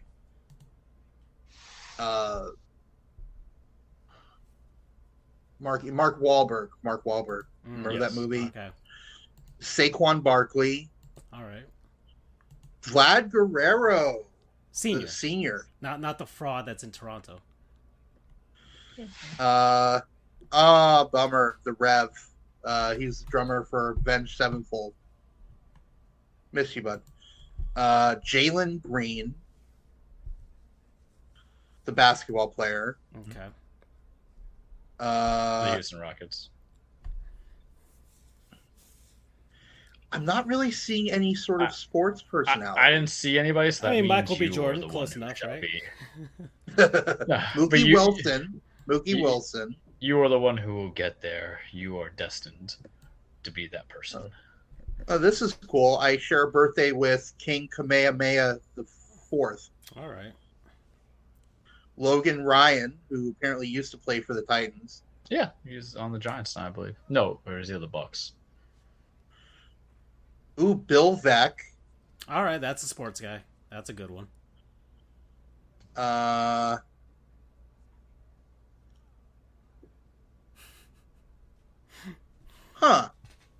I share a birthday. Oh, you'll like this, guys. I have the same birthday of the guy who does the voice of Agent 47. Oh, in video games? Games from Hitman. There you go. KJ McDaniels. All right. There's just how many video game voice actors that I can like, oh, I know that guy. Jair Alexander. Packers player. So also trash. All right. Co-owner of the New York Islanders. Okay. Alrighty. The rabbit hole was strong. Okay. All right. Can we talk about baseball? Yeah, sure. It's not even February 9th. Jeff Passan. All right, Jeff Passan. There you go. But we had to see. It's a real MVP, actually, even though he retracted his statements, but still a real MVP. Okay, so wild card series. So Tampa lost to Cleveland. So Andrew, how do you feel? Well, we talked about it briefly in the chat, but I know we lost in 2 games, but it was a lot closer. Yeah, that's than probably the people make it out to be. Series, yeah. There were a grand total of 4 runs scored in that series between 24 innings. Yeah, you guys so basically both played teams' like 3 offenses games almost. So both teams' offenses were pitiful, to say the least. It was really just kind of, I don't want to say it was a fluke, but like basically all the runs that Cleveland scored were off of a home run by Jose Ramirez. Yeah. It was not the blowout that a 2-0 series win would make it seem to be. Mm-hmm. That being said, I know I was a little bit miffed and was kind of really You're actually calmer. pissed when we were talking in the chat when it happened. Yeah. But you're calmer this year than you were last year. Because he didn't. I was more pissed about last year because of that fluke play that led to us getting knocked out, where it bounced off the Red Sox player and it went over the fence, so it was a ground rule double instead of a hit that would have scored runs. But I still think, even with time to reflect on it, I still feel like this team is not going to be able to. 2020 was kind of almost like an aberration, I think, because our ownership keeps moving players, and we don't have that time to create a cohesive unit that can work together. You guys had a ton of injuries this year, though. And we had a ton of injuries too, yes. But still, we had a lot of our guys back for the playoffs. We had Glasnow back. We had Franco back. We had Rosarena back. Really, the only 2 major people that were still out were Zunino and Kiermaier, which, yeah, that hurts, but I don't think it's enough to derail a whole playoff. It's not like with Tampa where we lost Braden Point in the NHL Stanley Cup last season, where losing Braden Point was a huge loss. With no offense to Kiermaier or Zunino, but it until Sternberg either decides that he wants to invest in the team, and I say Sternberg, I really mean the whole ownership crew, but he's kind of the figurehead, kind of like Derek Jeter. He was the figurehead of that ownership group, even though he wasn't really the except Sternberg actually has money. Right. Until Sternberg decides he wants to invest in the team, or we get a new owner, yeah, right. Both of those, yeah, right. I don't know if we'll be able to win a World Series. I mean, I would love if we did. I think it's possible. It's just we keep getting rid of guys, and now it looks like Kiermaier is either going to be out, or he's going to be traded, or he's going to retire. I feel like the situation is worse than worse than like the Seattle situation where that 95 team had to make the playoffs in order to save that franchise. Whereas the Rays have shown, like, yeah, we can win. We can win under these, like, horrible conditions in this horrible ballpark. And, like maybe Sternberg and the owners are like, well, we don't really need to show the people that we can win and we can do this and make them show up and get the support. Now it's just like, can we get them to give us the money? And if not, then it's like, oh, well, we'll just keep the status quo for now until well, they might do the ultimate plan, which is just to up and move someplace else, which is, like I said, worse than the Seattle situation, where Seattle basically made everyone just fall in love with the team so much that they couldn't get rid of them, you know? Yeah, and unfortunately, I see ourselves eventually going down the route of Oakland. Apathy is so terrible that it's like you want to forget it. But the problem is, Oakland sucks. We actually have good teams. I mean, technically, Oakland you know what? in the last 2 years. No, I have a better analogy here. Major League One. Major League One. Sternberg and ownership are the, whatever the name is, the antagonist owner who tried to move the team coincidentally to Miami. Bear in mind that was like 1986, so the Marlins didn't exist. But I feel like Sternberg is trying to suck the life out of the fans, which will eventually impact the team, which will eventually cause the team to move. And they'll try and justify saying, well, we don't have fan support. But the problem is, you're not giving us anything to...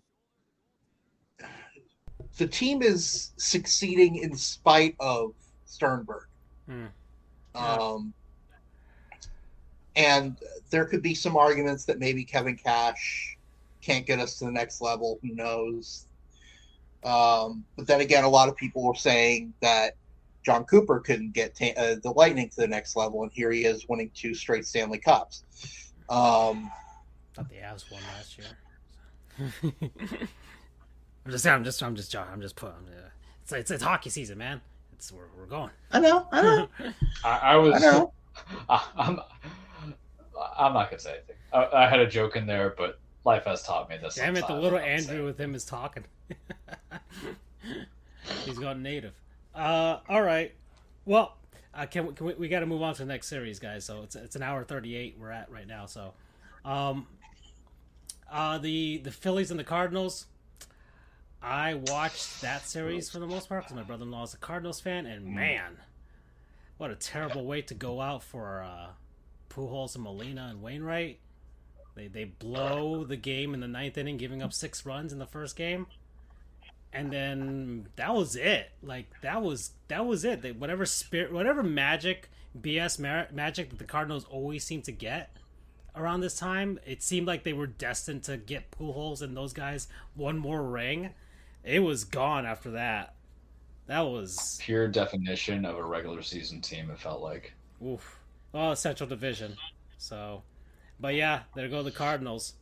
And Paul Goldschmidt, I know it's regular season, the MVP vote, but man, he did not show up at all in those 2 games.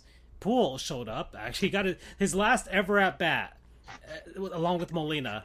They both got singles. So, something at least for those 2 guys. Is Wainwright retiring too? He hasn't really officially said. He hasn't officially said, but from all accounts, it seems like that's probably where he's going to lean to. Or the Cardinals are going to basically not re-sign him or something. So there you go. That was the Cardinals series. The Mariners beat the Blue Jays. And the Blue Jays with their own epic choke, which was, Charles feeling happy being an AL East team there. Everybody said it was going to be the Blue Jays who won that division. Oh, and Two Vlad guys Jr. here are part of the AL East, Oof. and everybody, Andrew can attest to it. Oh, it's the Blue Jays. They're really scary. They got Bo Bichette. They have, Biggio. They have Vladdy Jr. They have all these things. They fired their coach or manager midway through the season. Poor Charlie Montoyo got, crucified for no reason. They couldn't stomach it out. Everybody blew down. Of course they were going to get in. The AL East it's classy, baby.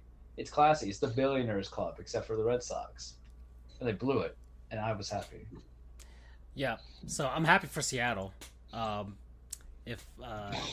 think Andrew, you're on the Mariners bandwagon now, right? Well, I have been for quite. But like officially, now that the Rays are out, you are like full on. They're the team that you're rooting for. Yeah, full on CS Rays. Well, I mean, yes. I mean, I can dive into further detail that I sent a letter to Ken Griffey Jr. and Randy Johnson when they played.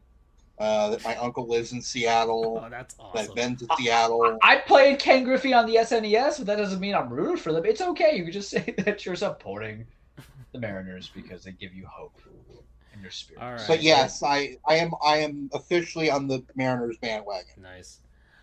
So there you go. And then the funniest one, the Mets. The Mets winning 100 games. Trash. Leading the NL East by I think it was like at one point over the Braves, like 13 and a half games or something like that. It was, and one of their studio analysts was like, the NL East is over back like in like June or something like that. And the Braves catch up to them, which both of those teams I don't know which is the worst evil between those two, but when the Mets lose, it's just funny. It doesn't matter to whom. It's just funny. It's just always really, the same way. Yeah, it's always because Mets fans have this inflated ego about themselves and a victim complex at the same time, which is always fantastic when it comes to this. So yeah, losing to the Padres, the first game was a blowout. Then they do their own version of a blowout, and then getting completely shut out in the final game to the point where Buck Showalter had to come out and complain about Joe Musgrove, thinking that he was doctoring the ball with some sort of substance on his ear or something like that. So that was just hilarious, and it only made him angrier, by the way. It just made things worse. And the Padres have moved on, and they're going to face the Dodgers, which is going to be really, really awesome to see. That's going to be a fun series. If the Padres stop being the Padres and actually push the Dodgers, who knows? So that'll be fun to see. Unfortunately, the Mariners lost today to the Astros in a close game. But that at least it bodes well that maybe they can make this an actual series and be a competitive. They're division rivals, so they've seen each other a lot. So that'll be cool to see. And the battle for the West out there. Then you got the Phillies beating the Braves today. And I mean, if I had to choose the lesser of two evils again, I'd choose the Phillies this time. I'd love to see the Phillies. Consider a rivalry with the Phillies? What happened? Do you even have what is considered to be a rivalry with the Phillies? The Marlins don't really have a rivalry with anyone. They've never been good enough to that point.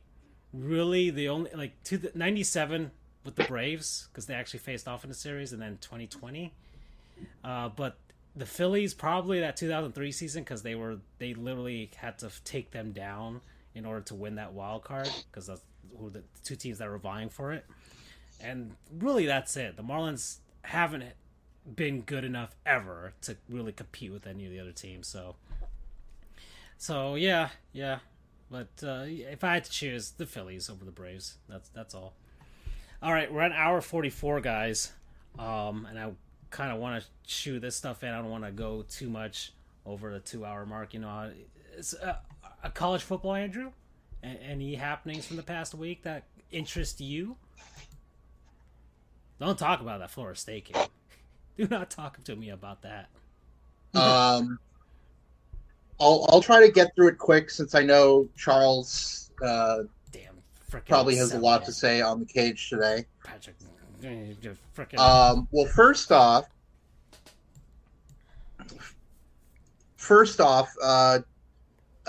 UCF unveiled its space game uniforms for this season.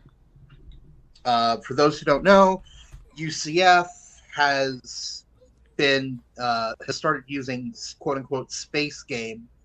Has started doing a space game once a season to kind of show how the school ties into NASA, space, all of that. Started in 2017, unveiled the new ones this year, and they are beautiful. They are spectacular. I want to buy one so bad, or some kind of merch, because they are just absolutely fantastic. Let me move on to the rest of the college football world. Oklahoma. Charles, I would like you to use your catchphrase here. Efforty. Oh, yes. Nice. Both. Trash and frauds. Yes. They are what we call thrash or throds or throds. Just- Because you can be both of this. They're both. They're the state of New people Jersey. were saying, they're gonna be college football playoff contenders. You've seen where they rotate the OU logo, so it just says no. So the no, yeah, They're that. That's what they are. yeah. Oklahoma they are playing like trash, and they are frauds. Brett Venables, here we are. I think he's going to be a good hire. They lost. Trash. They lost 49-0 to Texas. You talk about a college program that didn't need that kind of ego boost. Let's see what else. And by the way, that is the largest shutout loss in OU history. 49-0. And that's to their arch rival Texas at the Cotton Bowl. The Red River Shootout, Red River Rivalry, Did Red they still play River at the Cotton Bowl Showdown. or at the Cowboy Stadium? No, the actual Cotton Bowl. Oh, okay. In Dallas. It's tradition every year. They have like the state fair or whatever. Yeah. And Big the Tex. OU Texas game is played there.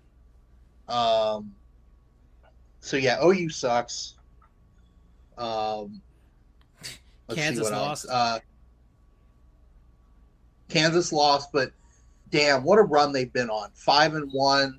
First time they've been ranked since 2009. Could they be back? We don't know. It would be cool if they were. Tennessee's back. Tennessee is back. Tennessee fans really do not know what to do with themselves. No. Next week. Tennessee, you're welcome. Josh Heupel is their coach. He was our coach for a couple of years. We like Gus Malzahn, so all's well that ends well. Let's see what else. James Madison University. What a story. So James Madison, which is based out of Virginia, right? looking it up. It's gotta be Virginia, right? I'm surprised he doesn't know. They I'm are assuming Virginia. based out of Harrisonburg, Virginia. Yeah, Founded in all those guys. 1908. All those guys, James Madison, Jefferson, all those guys. They moved up this year in light of all of the conference realignment stuff. They moved up to FBS. They were a stalwart in FCS for many, many, many, many years. Won at least one national championship recently. The Sun Belt Conference opted to bring them up, and they were able to do so immediately. JMU is undefeated on the year and is ranked in the AP and coaches poll, which is incredible. Absolutely incredible. They're showing out. They're showing that they belong. It's fantastic. The problem, though, is due to NCAA bylaws or whatever, they're not allowed to compete in a bowl game or a conference championship for 2 seasons. Rigged. Which is such total BS, Yeah, because exactly. there's a possible situation where JMU is the best team in their conference and they're shut out of, You mean some like, shitty what 7 would be and the 6 craziest team is thing gonna is, play in the what Big if 12 they are Braves the Bowl and they top can't? ranked conference champion in the group of 5? Normally they'd be going to the college football playoff. It's possible now. It's, who knows, and they would be shut out due to some bylaws, which, I mean, the bylaws have been there for dozens of years and everyone knows about it, so it's not like it's unfair. Well, it is unfair, it's just everyone knows about it, and we wish that bylaw wasn't there. It's kind of putting damper on an incredible season. Let's see. Alabama almost lost to Texas A&M on Saturday. FIU did lose to UConn on Saturday. So it was kind of a battle of who's worse. Because UConn sucks, FIU sucks. So it seems like we have a bit of a pecking order here, because FIU beat New Mexico State, and New Mexico State really sucks. So it almost seems like New Mexico State is kind of solidly at the bottom right now in terms of who's the worst team. But FIU sucks. They're playing on Friday. They're playing UTSA, so they're probably going to lose. Francisco, you might be interested in going to that one because, oh, wait, no, it's students only. Never mind. They're giving out Vice T-shirts to students at the game. That's fine. So it's going to be like, fluoro, whatever. I don't I may be covering that game. We'll see. Oh, yeah, FSU lost terribly. Oh. Well, no. The score was close. Yeah. But they lost in a horrible fashion. Oof. Yeah, I mean, I've taken too long. We want to get to the cage, but Seminoles. really, kind of all the chaos has kind of died down a bit For now. from the first few weeks. So who knows? There might be some craziness happening this week because Alabama plays Tennessee. Yeah. That's a great annual rivalry. That's finally a Could rivalry, Tennessee actually pull the upset? We don't know. So we'll find out. Yeah, that's really all I've got for college football. All right, so me and Charles are gonna go down we're gonna ride the petty train again. And that's basically the theme of this NFL season for us. It's the petty train. So we're gonna get on it, do the NFL scores, and we'll go from there. All right, Charles. Okay. All right, and We'll do the greatest hits. yeah, all right. We'll just run down this list and see. All right, the worst game, the Colts and the Broncos. What an awful game. I watched She-Hulk, caught up with it. That was worth my time instead of watching that game. Andrew, Urinating Tree put out the greatest game for that one. So you know it's bad. The Giants beat the Packers. KJ Hamler hates Russell Wilson. Here's a stop on the petty train, Charles. Oh yeah, and Russ was not cooking that day. We're gonna take the trolley to the Take the trolley. Yeah, like some crumpets. We're gonna Daniel Joe. go down to the underground and eat some crumpets off of and dip them in Aaron Rodgers' is tears. gonna have to have some opium tea in order to deal with the pain that he He's has. her of British. not having Andrew, do a competent British receivers. accent. Oh man. Ooh. Let's just raise our monocle and just say that Aaron Rodgers can only run out of time to blame people. Oh man, his ayahuasca, whatever Well, the hell he's on, is not. He couldn't get it through customs, so there you go.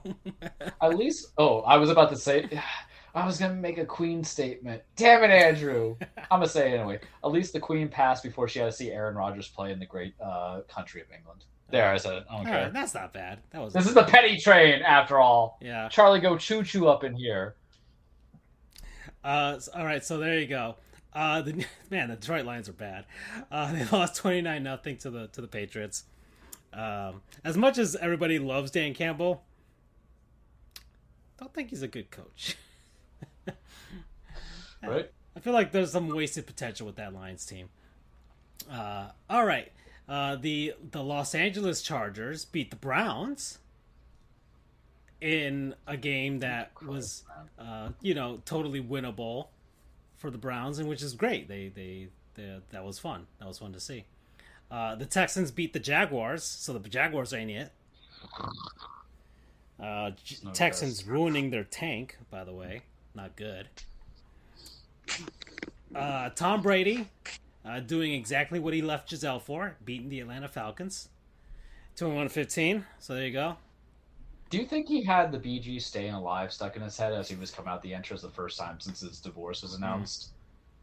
Just telling all them people out there, ha ha ha ha, stay alive. The Bills destroyed the Steelers, so that was the game. Let's not overhype a team that is going against a guy that has a rookie QB. Matt Canada is a terrible offensive coordinator, and then no defense. Yep. The Jets beat the Dolphins, and let us not overhype a New York team that beat a third-string quarterback and an offensive line that was decimated. Yeah, the one thing, the Jets, their victories. It's one thing. The Jets are better than other bad teams, so they've got that at least. That's basically it, and a decimated Dolphins team. So that was that. I did do my Rita Repulsa thing, not as terribly as I normally do, but once more, I feel like this Dolphins team, they were asking for it. Something was going to happen, and it did. And I feel like all my feelings were right about this. The Vikings beat the Bears. There you go. 29-22. The Titans. The Titans win against Washington. Fire Mike Rabel. Fire Mike Rabel. We almost lost it. Yes, I was like shopping at Walmart, and I text you guys the little ellipses, and that's always big stuff. I'm like, we won because it was coming down. We can't stop anything. Derrick Henry ran the ball 30 plus times. Yep. What is the point of drafting Hassan Haskins in the 4th round of all things if you're not even helping share the load to be a change of pace? How many times are you going to do of the middle? Traylon Burks is injured. He is on IR. The next guy up after Robert Woods is Akeem Westbrook, and then Kyle Phillips out of UCLA. You promoted Des Fitzpatrick from the practice squad. Last year was on the roster for a bit, back to practice squad. He was a 4th round pick. You have Chris Okonaro from Tennessee, and it's just like daddy's favorite football. I'm going to say it every week until he is not my coach. Looks ain't everything. We need to modernize. It's all protein shakes and free weights, not an antioxidant in his body. That's why Tom Brady's still playing 20 years, and then Mike Vrabel's hopefully out of coaching in 3. Oof. He's going to beat the shit out of me. The Saints beat the Seahawks, but apparently Geno Smith is good now. So that's a thing. Yeah. That's funny for the Seahawks, given that. All right. The Jimmy Garoppolo, Jimmy G, and his handsomeness beat the Panthers 37-15, and the Panthers fired their coach promptly, so he's going to get paid to stay home. And Baker's gone. Yep. Baker's gone 2 to 6 weeks with a leg injury, so literally when it rains, it pours. Yeah, man. That poor man. Back. All right. So next stop in the petty tour, Charles. The Eagles beat the Cardinals 2017. It feels so good at this point because you look at Kyler's stats at the end of the game without looking at the stats in duration of the game, and it looks fine. one touchdown, one pick, rushing touchdown, almost gets it back to win. But what did he do? He slid on first down, or going on second down, he slid, not even crossing the barrier, didn't do clock management, spiked the ball, and had to make him go for a field goal afterwards. And it's too much of that sandlot baseball effect. It's too much of that I got to do everything guy. And what I would tell you is this. When I look at the elite guys and quarterbacks, the Brady's, because he's still playing, the Mahomes, the Lamars, because y'all need to put some respect on that man's name. I hate analysts who just hate guys who could run and pass at the same time because they couldn't do it back in their day. Looking at you, Mike Vrabel, put in Malik Willis. You want a guy who has the game slow down after some years' experience, but knows when to make the smart decision. Tyler wants to be Brett Favre 2.0 by all means. Yeah. Go ahead. Stat pad. Just don't defraud anybody. Stat pad. All right, and apparently, somebody did the math that since his college years, he's 3-43 when Call of Duty has a double XP weekend. So there you go. Including his time at Oklahoma, that's his record. The Cowboys. Yeah. Oh, sorry. Go ahead. Go ahead. What would you want to interject? It's unrelated to football, so I'll interject later. Okay, so we're almost done. Cowboys beat the Rams 20-10. Cowboys might have a new quarterback. Nah. Is this, you think it's just the Nick Foles situation? He's just nah. Good what I will say is people need to eat. People, including Jerry Jones, if he's listening, follow us on Twitter, Jerry, Charles the True, Danfrey Holiday, SFJOJR, Sports Goofs, need to get off of Mike McCarthy's nuts just a little bit, because if you're able to win 4 games with Cooper Rush and be in high contention in the NFC East and kind of be consistent, you get a little bit of my respect in coaching. Ooh. So you're saying this guy might actually be a good coach. Interesting. All right. For this, I mean, listen, how many teams this week are putting in like quarterbacks and don't know what to do? Yeah. One coach just got fired because he didn't know what to do with all these quarterbacks he brought in. That's true. And, it could have been all downhill, but y'all looking at the 5-0 Eagles, forgetting that the Cowboys are also 4-1. And also some respect to Brian Daboll's, sure, over the Giants, but still saying. The Ravens beat the Bengals 19-17.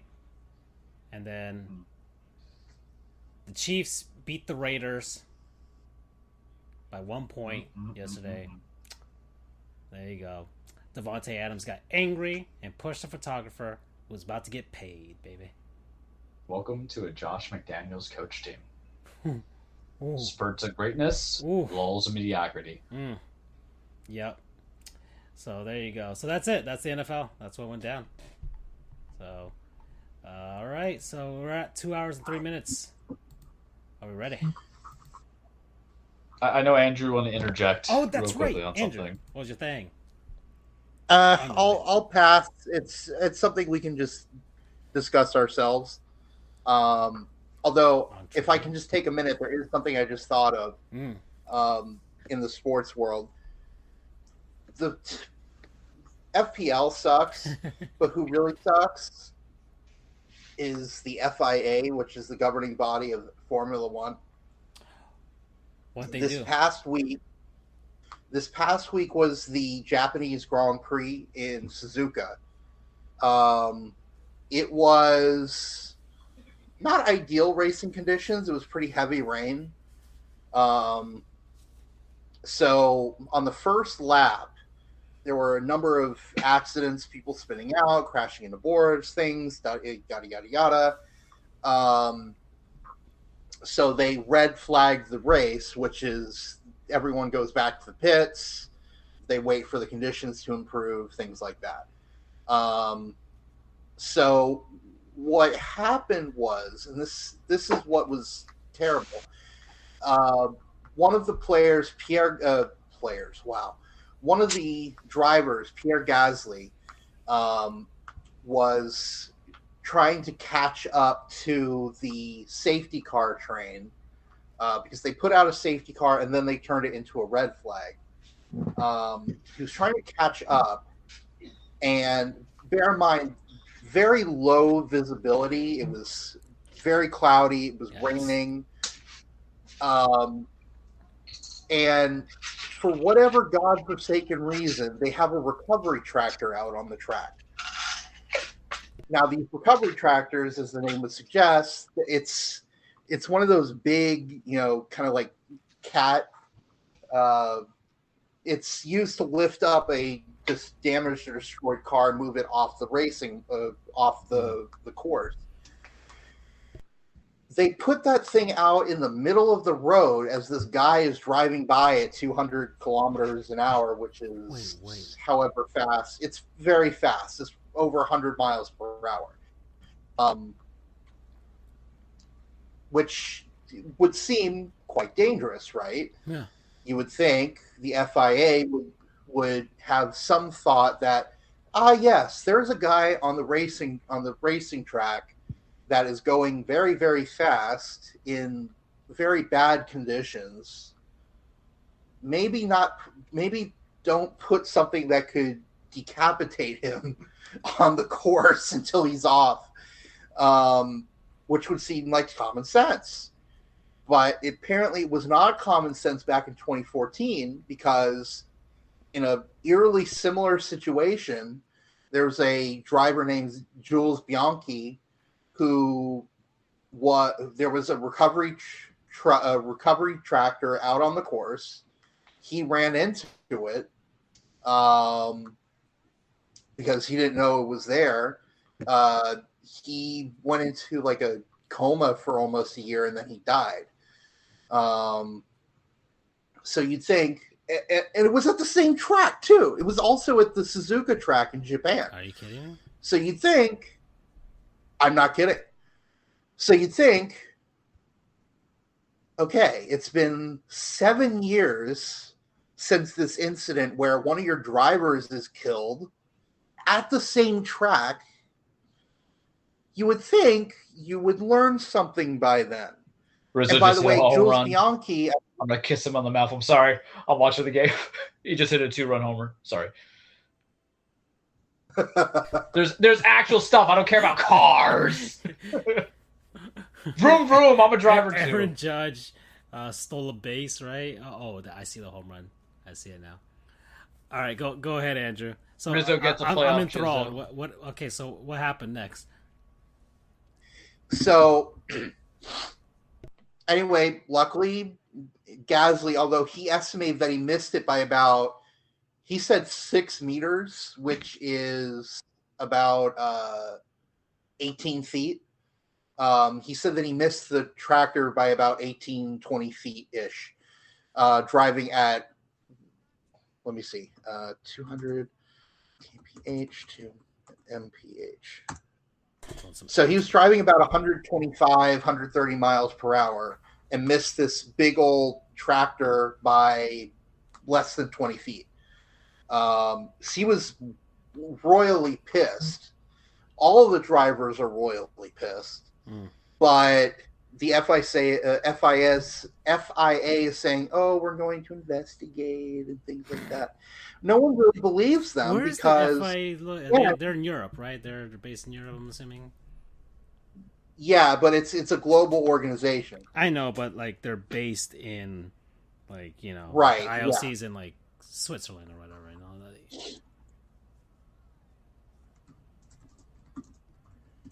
that. FIA is based in Paris. Oh, okay. All right, that makes sense. Which makes sense because it's called the Fédération Internationale de l'Automobile. Okay. Very French. But it's like, that is such a no-brainer. Don't put a death trap out on the middle of on the track.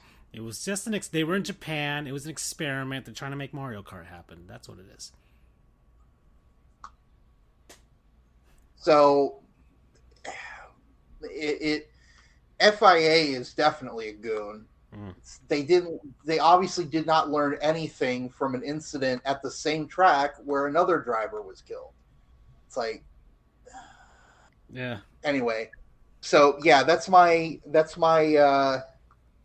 I guess Formula One rant update. Although in other news, Max Verstappen won the World Drivers' Championship, so congratulations to him. That's winning. 2 in a row. You know, who knows? Maybe we'll see. Maybe this will be the next Lewis Hamilton. He was like the next big thing, right? So yeah, he's a different country, but Wunderkind. He's Dutch. That's German. Ha ha ha! Very funny linguistics joke. Okay. All right, Charles, are you ready? You got all the Rizzo jizzle off of you? Yeah, I had to get some Kleenex here. That should have been my non-sponsor. Welcome, everybody, your weekly Truplex the Cage with Charles. Full disclaimer, full disclosure, wrestling is not fake. It is scripted. It's a stage fight. It's a song and dance about people, men and women, being the holy hell of each other, trying to establish their legacies, chase championships, and every day is a beautiful day because what do we not have to deal with? Vincent Kennedy McMahon getting his stank up on my wrestling. It's a new, beautiful day for WWE. We have some enjoyable stuff with AEW now that they're kind of right in the passage. And what is wrestling most of all? A soap opera. But there is also sometimes an ugly side to wrestling. No. I'm not talking about all the blow that was happening in the territories back in the 80s and all the war stories, or even CM Punk somehow leading to, getting suspended and ACL by them. No, we're going to talk about New Japan very briefly. There's some stuff I can comment on, but it's all leading us to Wrestle Kingdom. But New Japan, the thing that brought in a lot of territory people to AEW and then also to WWE, guys that produces like Shinsuke Nakamura, and then over in AEW, they got basically Young Bucks and Kenny Omega and Hangman Page along with Ring of Honor. That one, that New Japan. What is it they do now, Charles? Was it the great match that happened between Tama Tonga and Jay White the other day, to which Kazuchika Okada also defeated Jonas? So now we're gonna get Wrestle Kingdom 17. It's gonna have Okada and Jay White again for the title. No, it's not that. It's the fact that they were paying tribute to Antonio Inoki, and they're going to dedicate that in January, Wrestle Kingdom 17. Antonio Inoki being the guy who helped found and create New Japan. No, not that. Then what is it, Charles? Like the same problem, boys, that AEW has? Too many titles. And they just introduced a new title. They have now announced the New Japan Television Championship, television title. What does that even mean? The rules to it is going to be young. Well, there used to be a TV title. NWA TV title. WCW had a TV title. The new NWA has a TV title. So basically it's just defended on television, which makes sense when you have television rights. To me, I don't know what New Japan has the rights on overseas. Over in the US, they have Access, I believe. But basically it's a title that's going to be defended. There's some great TV champions. Arn Anderson. We love Arn Anderson. He was WCW TV champion. Rick Martel, I believe, was TV champion. Booker T. Chris Benoit, Fit Finley, they were TV champions, just to name a few. I don't know per se how that applies to why they need it, but the stipulations of it at the moment is they're going to get a tournament started, crown the new television champion in January, 15-minute time limit for title defenses. It can be young person focused. Have you seen the belt, boys? Did you happen to look at it?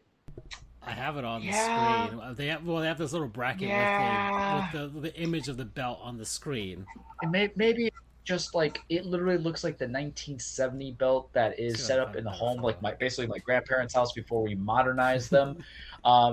Pure analog tube TV. It is maybe the ugliest fucking belt I've seen in pro wrestling on the major promotions. We're not going to attack any of the indie based stuff, even though some of the indie titles are pretty nice looking. It looks like, man, it looks like a 1970s TV dinner tray. I don't know, man. Like, I don't like the brown to it. Let me see. I'm trying to find the belt. There's nothing that. Yeah, I mean, that image right there, that's how they unveiled it. So I think you were accurate with the first one that showed the two colors of it. Yeah. This is new.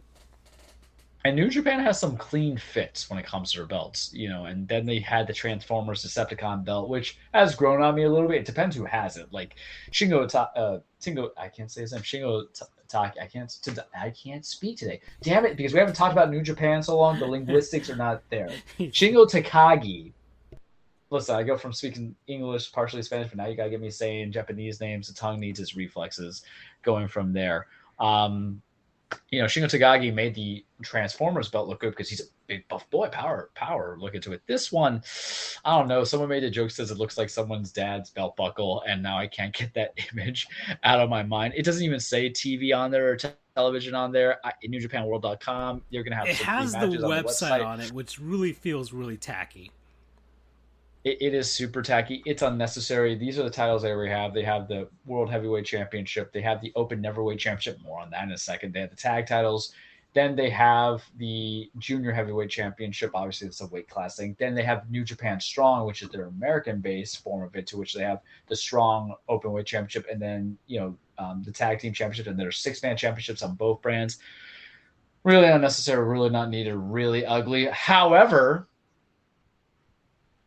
this is my best Brian Windhorse kind of thing. If you could see me now doing that, they introduced this new championship where WWE just re-signed Carl Anderson and Luke Gallows, guys I'm not really too crazy about, who are part of the Elite originally. They've done a step up in WWE before, were fired, went to Impact, and went back to New Japan. The reason why I mention this, Carl Anderson is the current never open heavyweight champion for New Japan. And he has a scheduled match to happen on November 5th against Hikuleo to lose that title. But I think it's a double eye on the prize. I think it's a little, wax on, wax off, scratch my back, I scratch yours. Of course, this is nothing to say that New Japan, WWE are going to have any cross-branding whatsoever, but it's more like real recognizes real. So they're probably going to have Anderson, oblige to his contractual obligations, lose the title in New Japan, put some spotlight in there, and then, hey, also, we just also announced this other title if you guys want to go see something that's fugly. I don't know how I feel about Anderson and Gallows. They're going to be brought back into this storyline with AJ Styles versus Judgment Day with Finn Balor leading that way against them. But I just think it's interesting because it's like a signed person. And remember, in wrestling, when we talk about the indies, it's just you are contract workers. So some guys who go to several different promotions that work into it. WWE is very hands off on that. It's not big on that. Why? Because it's about product, it's about image, it's about protecting your wrestlers. It's the reason why you can have Roman Reigns defend a title, against someone else and lose, and that goes to a no-name because now you've tarnished the title of what he is in that corporation, that company, WWE versus everything else. So this is just interesting. And I sent you guys a little tweet from Tony Khan from his All Out thing, which says, I'm not going to go fucking deal with this shit anymore. And I was cackling because what was the whole thing about Tony Khan saying, oh, hey, we're going to do a joint thing with New Japan and have the Forbidden Door, and that's going to be something that's really, really melted together. But the logic doesn't make sense when you're bringing in independent contractors who have flexibility in their scheduling to go to other promotions. It's the same thing of being a lawyer. I can work for the firm, but I can also do some side work for other people. If it's within my contract, I'm allowed to, right? Second sharing, doing what have you. Whereas WWE, it's really more real, recognizes real. I think it's actually more Forbidden Door than you think. And the best part about it was New Japan was like retweeting and liking WWE status of Carl Anderson coming back to WWE. That to me actually, it kind of speaks more than the force feeding of this joint promotion pay-per-view that Tony Khan and New Japan had tried to do, because there was other people who were independent contractors. Kind of goes to that whole like organic feeling over forced feeling that we talked about earlier in a sort of weird way. Well, how do I want to say this without getting weird, but this is how I'm going to explain it to you. Tony Khan in wrestling has a daddy kink. And every fan base, he wants them to have the acknowledgement of call me, yes, daddy, that kind of thing. I'm not saying that because his dad's Shad Khan. Actually, Tony Khan's birthday was yesterday, so this is like, Tony, it's not a personal type, but it's just a realization. So it's trying to appease so many people. And what happens is WWE is actually getting the real, like, daddy approval coming from there, because they don't have to put up anybody to do matches. They don't have to set up a big joint promotion in Chicago. They don't have to sign every single person, go from there. All I got to do is say, hey, this person's the current never open weight championship, make an acknowledgement of it, and then we just signed him. I'm like, oof, buddy, because it's not common. So interesting, to say the least. But we're going to keep it short because we're short on time. Charles is hungry. He's got laundry going on because he's flying in a couple of days. So pay-per-view, Extreme Rules this weekend, the second full-fledged pay-per-view under the Triple H umbrella and administration. We're not counting SummerSlam, guys, because that had some Vince McMahon fingerprints before he got retired. Going from there. So we were excited for the build-up. We knew some matches were not going to be of the level of Clash at the Castle, which was the A pay-per-view, probably the best pay-per-view I've seen in a very long time. My thoughts, I really liked it. There are some head scratchers in there, and I have a general rule of thumb when it comes to wrestling, because we usually join up in parties and we just watch it together, Tony and myself and his wife. But this is generally the thing. Am I looking at my phone during the matches, and am I talking throughout the match? because you can have a result and you can absolutely despise it, but it makes you feel something, even though it's kind of stupid. That's an error. Get the hell out of here. I'm watching the game as we're playing.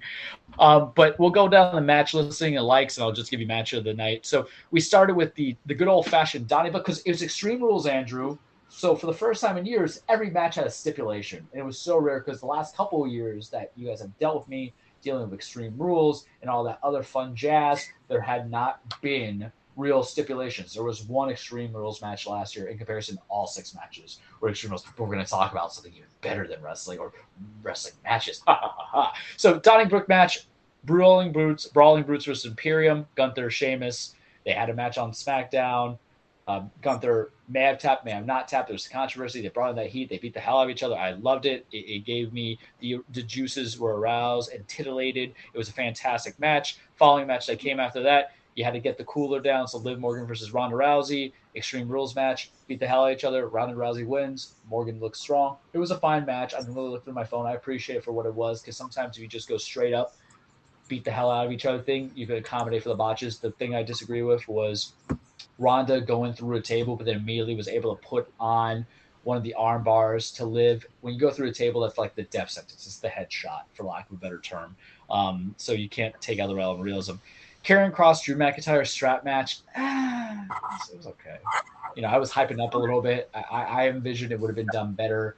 I think it went on 10 minutes too long. Strap matches don't need to be 30 minutes. It was like 20, 25. And then Scarlett interfered and sprayed Drew with mace to lead to it, and I think you made Kross look weak. And if you look at Karrion Kross, the man doesn't look weak. Granted, Drew McIntyre is a buff man, despite all the crap talk I talk about him. I want to fight that guy. Overall, we'll see if there's a part 2. I feel like there will be a part 2 come up.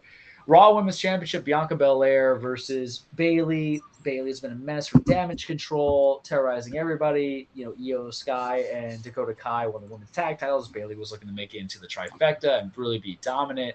And it was a ladder match, and I could have been less invested in the damn match. And I think I told you last week on the show, and I told my buddy, I had concerns about this because there's War Games that's going to happen at Survivor Series this November. I felt like H was going to do a way to throw that down my throat in not a good way that I like it. It wasn't good. I talked to our match about it, and here's my biggest problem with the finish.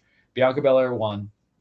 All of Damage Control came out of Kai, Sky, and I'm not being cute with it, Ryan. That's actually how their last names are and the whole scheme of things. And then Bayley, none of the people who were supporting Bianca Belair came out because I guess they were faux pas injured. So Belair is able to KOD both Dakota and Io, and then why is there a drag on this TV? And then be able to beat Bayley.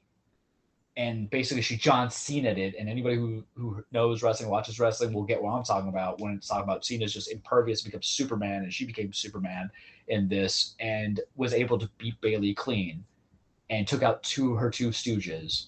Why are we continuing this feud? The logic makes no sense. You could have it if someone interfered and cost Bayley to help Bianca, and vice versa. Or there was an equalizer. You have a way, but you can't force feed continuing feuds when someone has lost. And this is the 3rd time Bayley has lost clean to Bianca in the last couple of years. Bianca's first run, Bianca pinned her. Bianca pinned her at Hell in a Cell. Then Bayley got hurt, and now she beat her clean in a ladder match. It's done, boo-boo.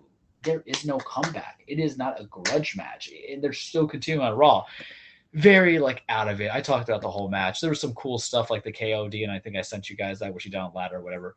Edge and Finn Balor, best match of the night. Best match of the night. Terms of the I Quit match, you got to get your opponent to say I quit. Maybe a little bit long in length, but the storytelling is fantastic. How it ended was Edge wasn't going to say he was going to quit, Andrew. You know this. Guy came back from 3 broken vertebrae in his neck after 9 years not being wrestling. He don't quit for nada. He won't even quit on the hardest level, hardest difficulty of Elden Ring. That's how focused that man is. Or Returnal. He's a Charles Trujillo on that one. Focused.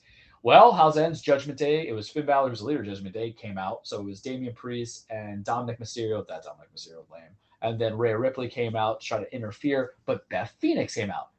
Edge's wife came out, tried to stop him from hurting him. She interfered, and then what happened was, because there's an I Quit, there's no rules, anything like that. So we're saying I quit, anything goes.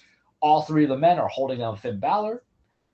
Rhea Ripley knocks the hell out of Beth Phoenix with brass knucks, and they're going to do a concerto on Beth, and Edge is realizing what's happening, and then he says, I quit to save her, And then, so there's your soap opera storyline. Man saves the woman he loves. But then Rhea, getting the purest heel heat, still slams her head with the chair anyway. I loved it. It was what I needed. It's how you really kind of make people hate people. Because when you're a heel, sometimes we're not supposed to like you. Right? That's the problem with modern day wrestling. You forget the fundamentals sometimes. Loved it. Loved the investment of it. Such a good match. Going into that, how do you follow that? Well, you follow it with Matt Riddle versus Seth in the fight pit. That was a fine cooler. You know, they had some beef. So the fight pit's like a hybrid MMA wrestling thing. Daniel Cormier was there, the referee. He didn't get as involved as I thought he was going to be. The stipulations, how you end it essentially is just that you either get knocked out or submit. Long story short, Rollins submits. That's what happens. Big shit that happened yesterday, though. Oh my God, there's not enough time, but I got to condense it. It's almost 10. I'm hungry. I got to do my laundry. Then the White Rabbit finally came out, and we all knew it was going to be Bray Wyatt. I told you guys I was going to cancel Peacock, but I was down that rabbit hole with him, and then the lights went out, and then Bray did. And I apologize to the both of you personally for how I have spammed you with Bray Wyatt content, but I'm excited because I think Hunter's going to do it right and not put anything that's Bray, who is a phenomenological kind of concept, spooky stuff, for, you know, the lower tier of the group here, myself, not put him anywhere near any championships. Just give me story and character, make him seem like the boogeyman. And Vince is not going to ruin it. You know how Vince ruined The Fiend? Goldberg. You know how Vince ruined Bray Wyatt's first run as WWE champion? Less than a 30-day title defense that he lost at Randy Orton at WrestleMania. What is Hunter going to do? The new costume is interesting. The music's interesting. Did he merge the concept of The Fiend with the cult leader Wyatt? I don't know. And what I'm loving what Hunter's doing right now is he's not going to – there was no Wyatt shows up on Raw. He just had like a 20-second clip that said, revel in what you are. And that's that little thing that we had on Twitch that we started. So that's why I was super excited. I was like, oh, boy, is he following me? Because I love Bray Wyatt. He might be on SmackDown. There's some rumors he's going to be the blue brand. I'm not big on it. I think he should be better off on Raw, but what do I know? So Extreme Rules, overall, I give it a B. I liked it. You know, some matches skip a take, but it wasn't bad. I didn't hate everything except for like one part of the finish. Little side note, going to Raw, but let's go. Hunter gets me. He knows what I want. He says, hey, Charles, are you like Tom Brady?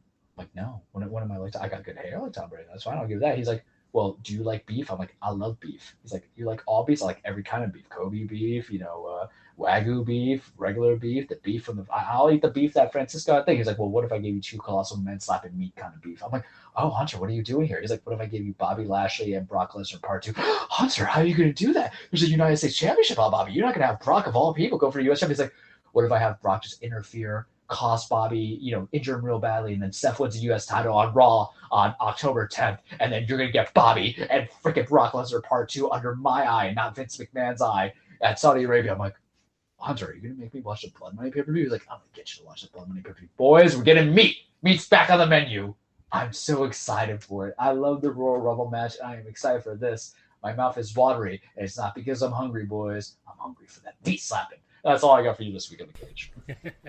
Okay. All right. Well, I got a whole month to build up that. Yeah. All right, guys. So that's it for us. We're done. That's all. Bye-bye.